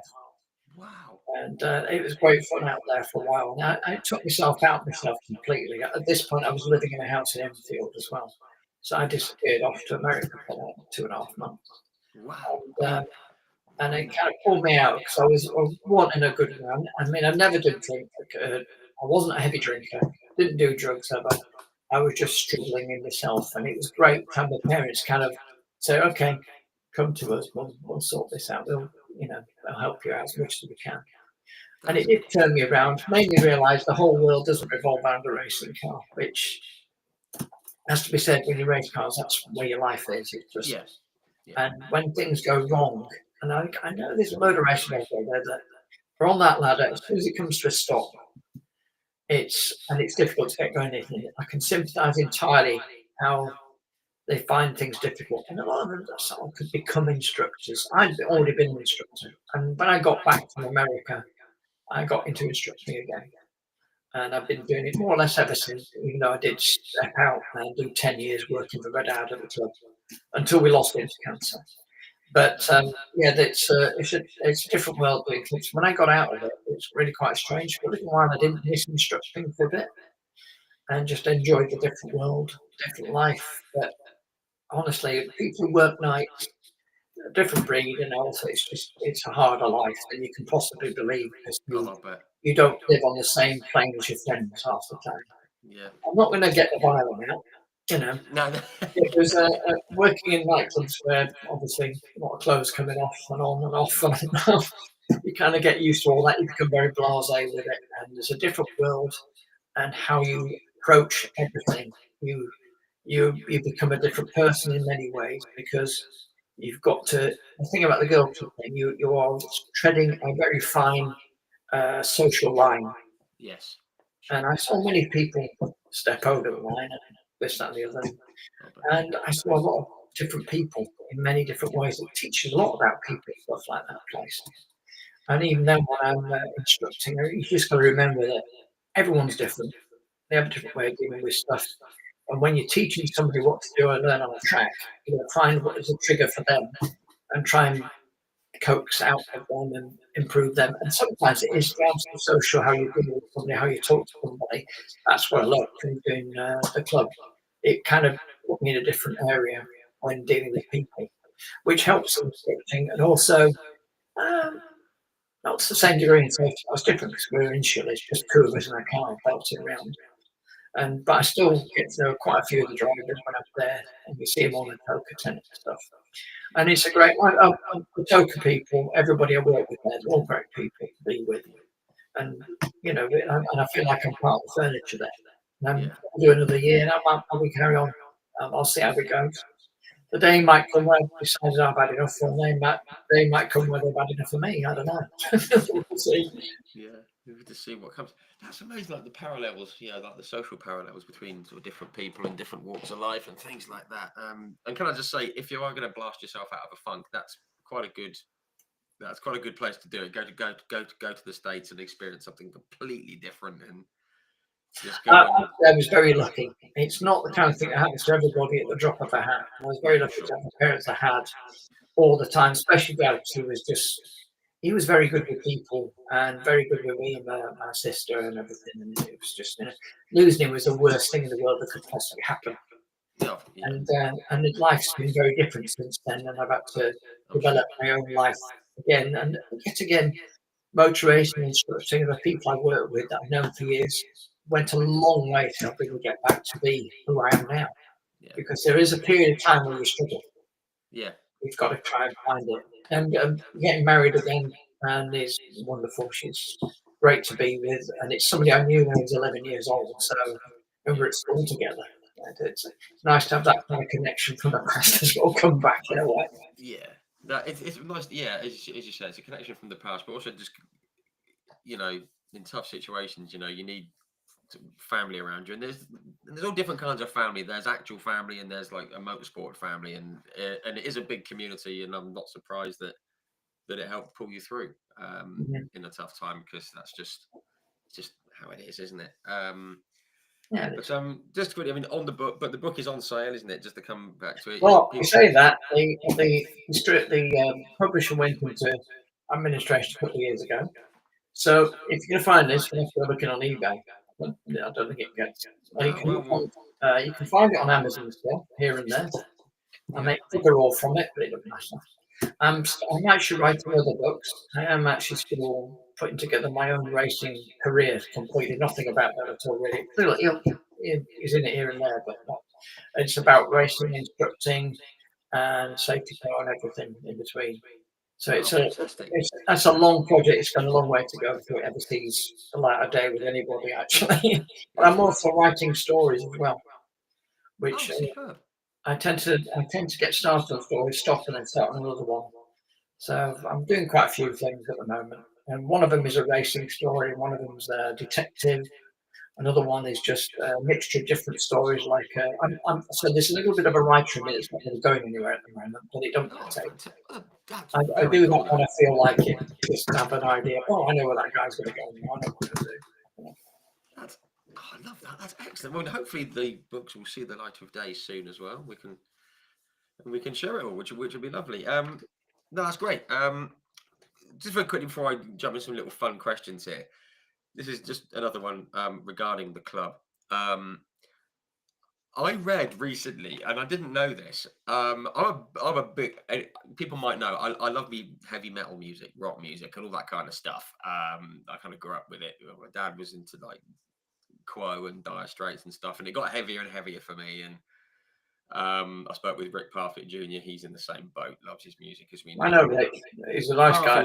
He's a quick driver. Bloody hell. He's rapid, yeah. Well, he's GT champion twice, isn't it? And people keep asking if he's coming back to the BTCC, and I spoke to him at touring BTCC Media Day last year, and he said, "I'm not coming back. I'm nearly 50 and my back's knackered." But you never know. But I was into like rock and that kind of stuff. And still am, not so much, but big fan of Motorhead. And I didn't realise that some of Lemmy, some of Lemmy's Ashes, a singer from Motorhead, for those who don't know, who very sadly left us in late 2015, some of his are permanently at Stringfellows. Well, the thing is, I've got Stringers for 4 years. I stepped away, and I stepped away completely. I'm pretty sure they are there, and I hope so, because I used to see him when he came in. And the thing about Lemmy, when you see him on stage on the cameras, he looks quite tall, even though he's doing that with the camera. Yeah. He's quite short. Is he really?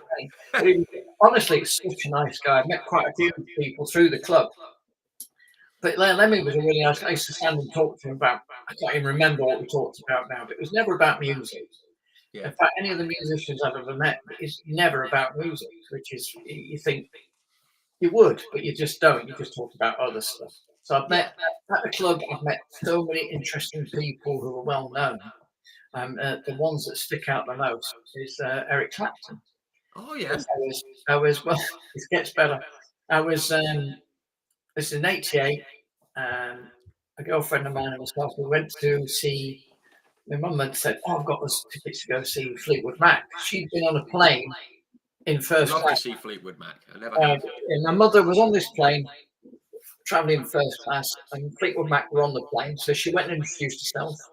This is when my mother was still involved with strings. This is when it was normal club, by the way, not a girly thing. Yes. And she asked them to come to the club. And they said, oh, yeah, that'd be great. So we went to the concert to see them. My mum, myself, and my then girlfriend. And we saw them on that concert at Wembley. And it was fantastic, brilliant show. And then when we went to the club afterwards, Mick Fleetwood came in. Unfortunately, Stevie Nicks and Christine McVie weren't there. And then sat on the table with Mick was also Eric Clapton on my dad's table. So I'm with my dad, me, my girlfriend, and a couple of others. And I ended up talking to Eric Clapton about Ferraris and motor racing because he's a big collector of cars. And really nice, easy going. It really was really nice. And I spoke to Mick as well a few times. He'd done his own album. It's called Zoo. And I quite liked it. So even though he's got Fleetwood Mac doing all that stuff, I went, oh, I love your album, Zoo. He went, really? He pretended to flick something at me. I went, well, I liked it. It's a great album. But I'm going to tell you, we all know it's tall, but I mean, wow, you could play basketball. He's about 6'9" or something, isn't he? he? Yeah, ridiculous tall. But he said, but chatting away to it from was just so nice. Yeah. And I thought, well, I've died and gone to heaven now. That's that done. Because I was a bit of a Clapton fan, and so was my girlfriend, and she had a fantastic time having a chat to him. But some years later, I was instructing at Rockingham. And this is on a track they call RMA, and I did loads for them. And they always have some very high-flighty cars and very well-off people there. So you sit with a lot of interesting people. So I've been doing. It was a weird day as well. I had a drive on that day. I instructed a guy in a Ferrari F40, and I had a drive it around as well. It was a mega car. And then also somebody else there bought a few cars together. It was a Porsche GT1, and I drove that around as well, and that was phenomenal. And then the guy who was running RMA says, I need you to instruct somebody. It's a bit special. And I just come down and just show him the tracks. He's racing here. He's saying, all right, okay. And gets further down. He's going, just we've got to keep. Don't need to get overexcited, but it's Mark Knopfler. Oh, right. Okay. Mark Knopfler. Mark Knopfler. So in my book, the greatest rock guitarist ever. Well, I get to meet Mark Knopfler. And so I meet, oh, hi, Mark. So he's got his I think he had the Austin 3000 race car there. Because he had a few different things. But he says, I need to learn the track. I said, well, what are you coming today? And he's got a Porsche 993. So we go out in his 993 around Rockingham, and I'm teaching him the track. I'm thinking, and there's a little voice in the back of the head going, you're teaching Mark Knopfler to drive around the track. What are you doing? And it's just, and as you drive around, you can hear the songs, Romeo and Juliet, Telegraph Road. I can hear them playing in my head, and I'm trying to concentrate. And it's like, there's a little bit of the Matt fan inside I'm trying to keep locked in. I was like, don't get, you can't, you're just going to be professional. Don't start gushing. Don't start gushing at him. Squeeze on the power here, that's it. You keep it going. If you go into here, use this turning point, all this sort of stuff. I'm telling you everything. And then at one point, we're going around at Rockingham, turn 4, there's that back corner. And I'm telling you, if you turn in, and there's a white line on there, aim for that. So don't look at the wall, look down there, and you ease out. You can get yourself out, and it's a lot easier. And he's going, and he turned in, his arm went. So I can't quite see it, right? So his arm's going. So we did that around everywhere else. It's on this one corner. I went, what's going on over there? Went, well, it's a back corner. I've never done one of these before. It's all right. So just relax your arm. Just look ahead a bit more. Don't worry about your arm on the wall. Just look there. And it was all right. After a while, I think you've got it. Obviously, I don't want to stress your car too much. You could feel the brakes start to judder. So they're getting too warm. It's a 993. It's not really meant to belt around half, flat out like it is. And it was a great car. All I could feel every now and then was the brakes going. No, you're wrecking his car here. Launched it. So I said, right, I think you've got it now. So we go back in. Okay. He said, all right, yeah, that's great. Thank you. I think that's yes, thank you. Yeah. And thank you for your music. Love. I know. I love that. Romeo and Juliet. Oh, it works. I love it. Well, thank you very much. And unfortunately, never saw him again after that. But it was a great moment just to be with somebody that, like you, I had a massive liking for his music. Yeah. Wow, I'm very, very, very jealous. That's very cool. Of all the things you've done, I think meeting Martin Opera is the one I'm most jealous of. I don't know. There's a lot of things I've done, and hopefully there's more to come. Who knows? Yeah, absolutely right. No, fantastic. That's brilliant. Okay. Just fun questions I always ask to people on here. Yes. Just some little fun ones that I do. I mean, there's so much more we could I talk know about. how this goes. I used to do Radio Silverstone. I had a show for 2 years, and I used to do a game called Pole Position, Mid Rig, or Tail End Charlie. Right. I'd get you to choose a year, and I had a massive book with all sorts in, and I'd come up with questions. You'd probably get them, obviously. And I had loads of guests doing it, and eventually the one who did the best at all the things I questioned was Jonathan Williams, who is Frank Williams' son. His brain is unbelievable for stats. Wow. If you ever met him, you'd be stunned because he's quite a reserved, he's a really nice guy, quite reserved, but he's phenomenal. His recall is phenomenal. Wow. Anyway, sorry, carry on. That'd be cool. Cool to hear some bits from him. Yeah. Well, I'll ask him and see what happens. Well, just on that, I mean, I don't know, followers of the page might have seen this. I arranged a chat with Claire Williams in May last year. She was going to come on. Sorry, say it again. I arranged a chat, one of these, with Claire Williams. Oh, right, yeah. Which was great because I'm a big Williams fan. For those who don't know, Williams is just down the road from me, and they've been my team for years. And I got in touch with Claire Williams, and she said, "Yes, I'll come on for a chat."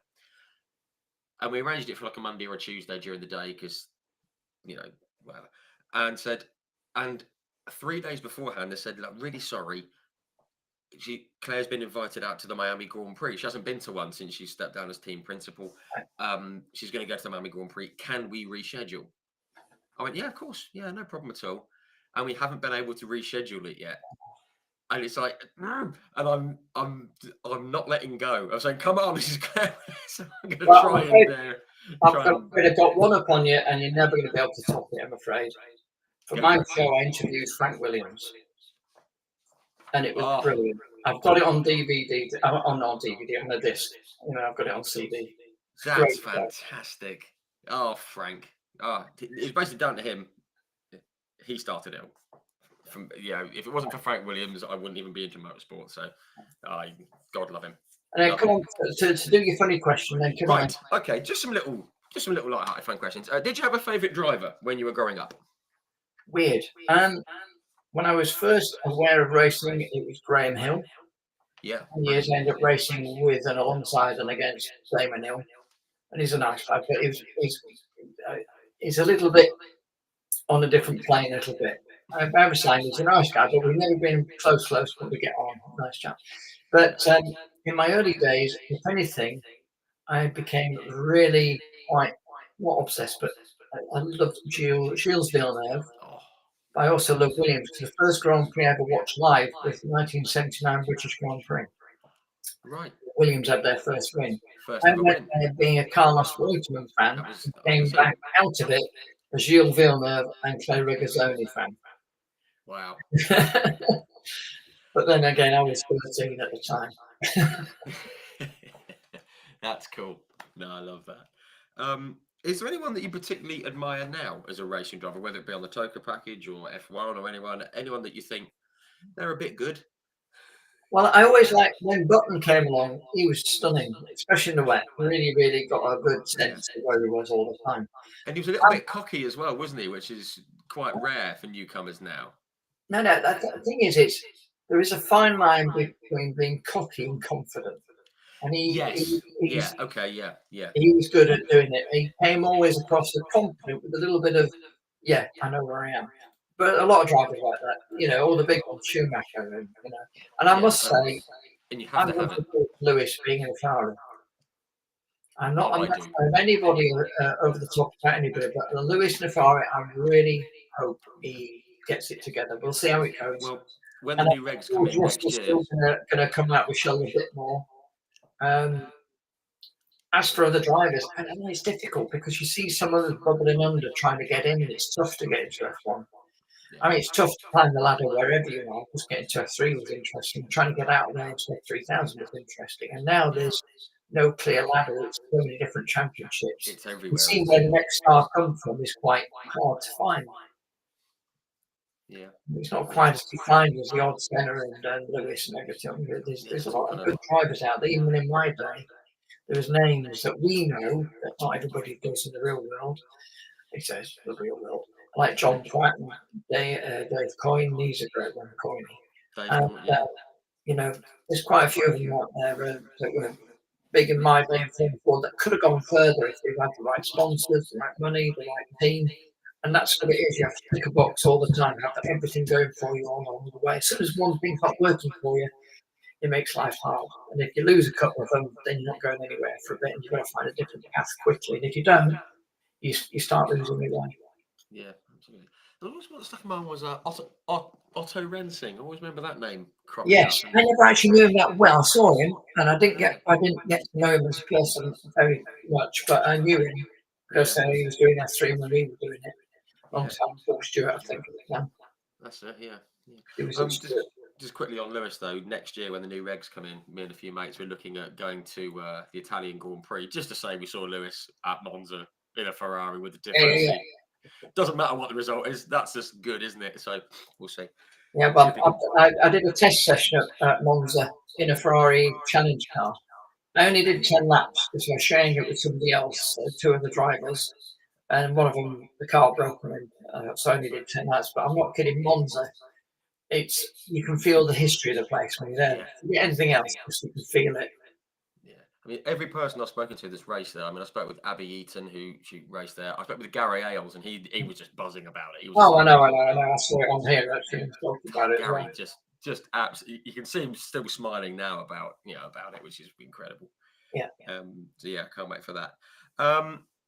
Okay. Let's have a. Okay. Did you have a favourite circuit to race on, and do you have one to safety car at?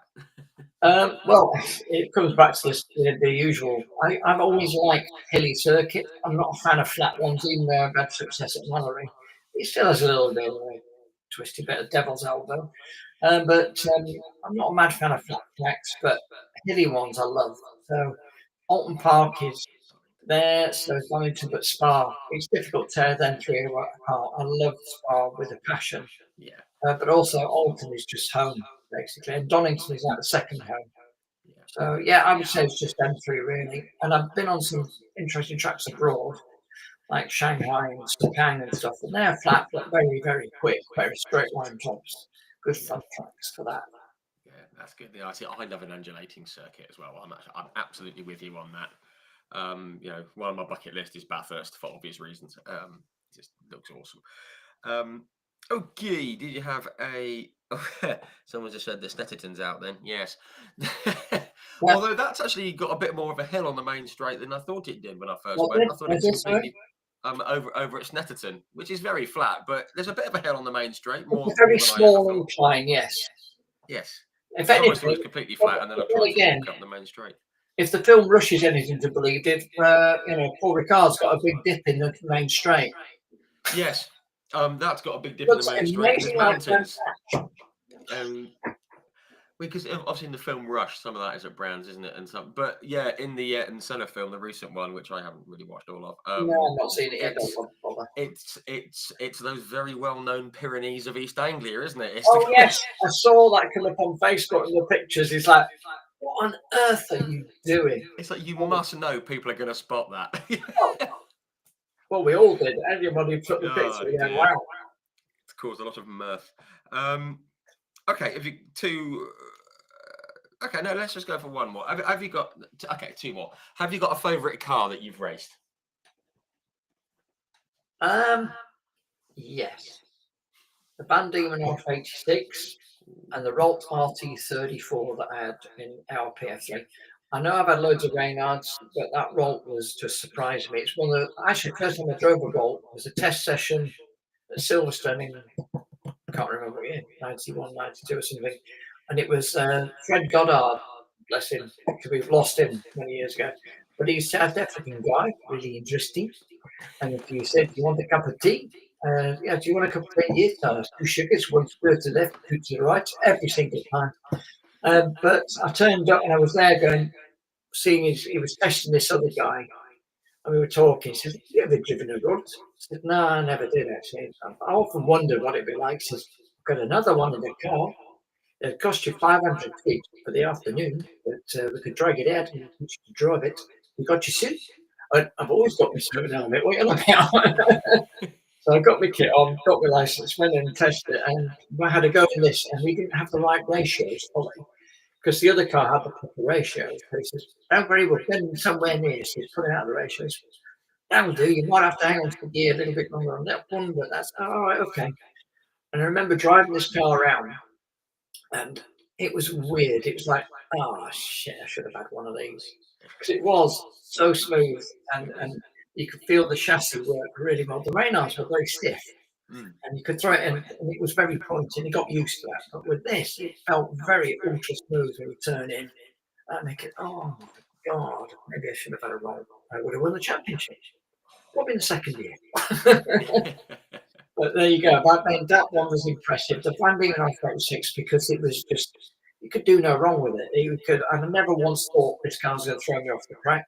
Right. I only ever had one accident. That's because Roger Eccleston took me off at Knickerbrook at Alton.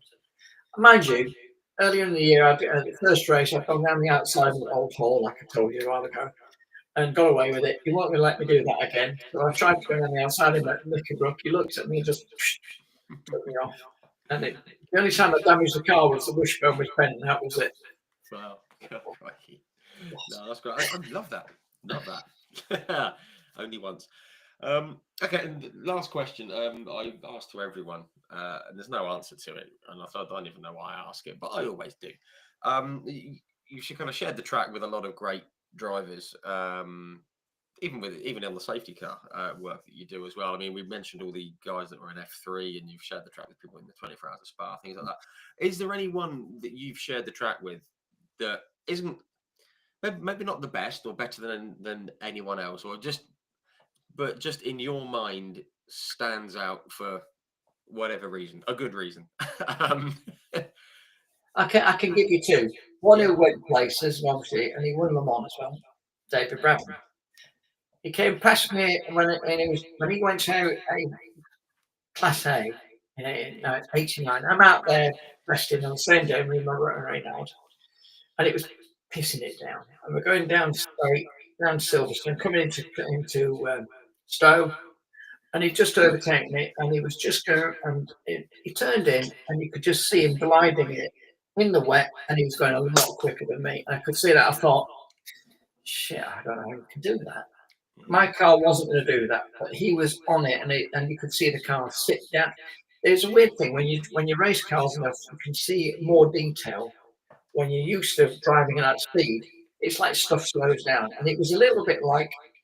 It sounds stupid, I know, but it's like slow motion. I followed the other car on the brakes, changed direction, step out a little bit, and he just drove through the corner. And I thought, flipping heck, all was that worth of that?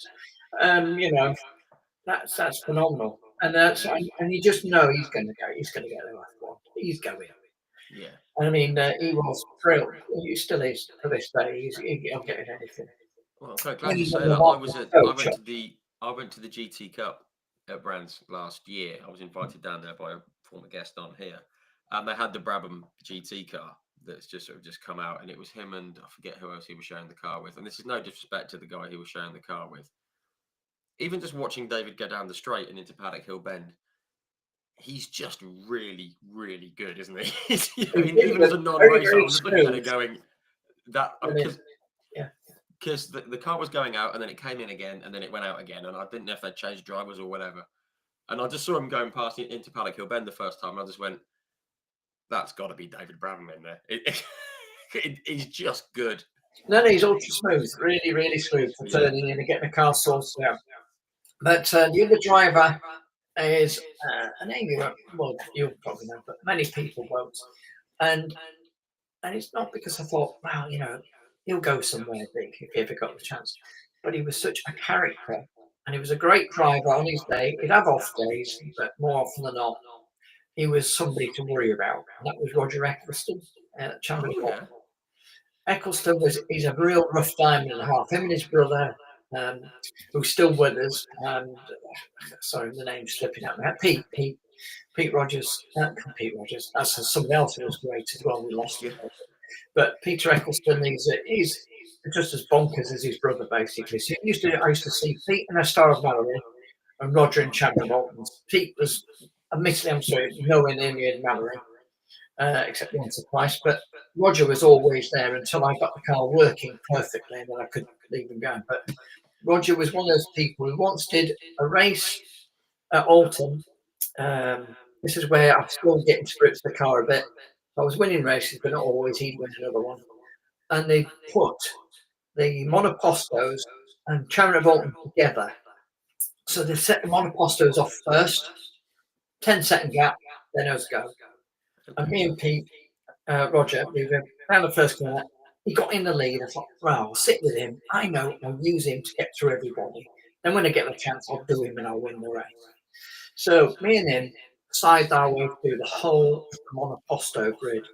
I can't remember how many cars there was definitely more than 20. And we did everybody. And into the last lap, last 2 laps, we caught up the first 3 on monoposto, and honestly, it was wonderful. We both got through all of them. So in the last 2 corners, we get past, and I'm trying to do it, and he's blocking me like crazy because he just knows shit is coming. And we went through the last corner ahead of everybody else, and he just got the drop on me coming out. So he won, and we got out. We went, that was all right, wasn't it? Yeah, that's interesting.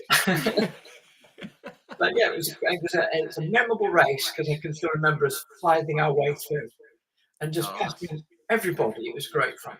That's super. No, I love that. And obviously, you have some great drivers as well we've named. Well, I think that's a good time to wrap up. I mean, we are at 3 hours and 6 minutes. That is, but it's flown by once again, as these chats always do. Firstly, guys, thank you to all of you who've tuned in. We're pushing up. Are there still people watching? Oh, there's loads. The current count is 214, which is very cool. I'm really impressed you all stayed so long. So thank you very much, folks. Really appreciate you tuning in and listening in for all the comments and questions. I do hope we've covered everything. And thank you for the support of the page. Of course, biggest thanks to you, Scott. Thank you very, very much for coming on. It's been great hearing about the racing and the off-track stuff and the safety car and everything else. So I'm very, very grateful to you for coming on. Thank you very much. All right, no problem. Thank you very much. And I'll enjoy watching more of your shows in future. Well, just a little self-plug. We are booked up for chats all the way up every Wednesday, apart from a Thursday, up till the end of February. So, and I've got about a dozen to arrange as well. So I've got to call Donny Herbert. I've got to call Dave Coyne. I've got to call who else? I'll come up with a list.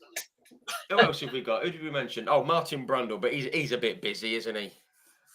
Going to see the King and all that. It's about time he did something, isn't it? But no, so we've got plenty coming up, and obviously there's the daily articles that go up as well if you fancy reading those. So thank you, everyone. Biggest thanks to you, Scott, and I'm sure we'll see you at some point in the new year. Cool. In this year. This year, yes, absolutely. Thank you very much. It's been great fun reminiscing. No, lovely stuff. Great stuff. Before we go, thank you to you and all the safety crews who keep us all safe on race days. Couldn't do it without you. Great stuff.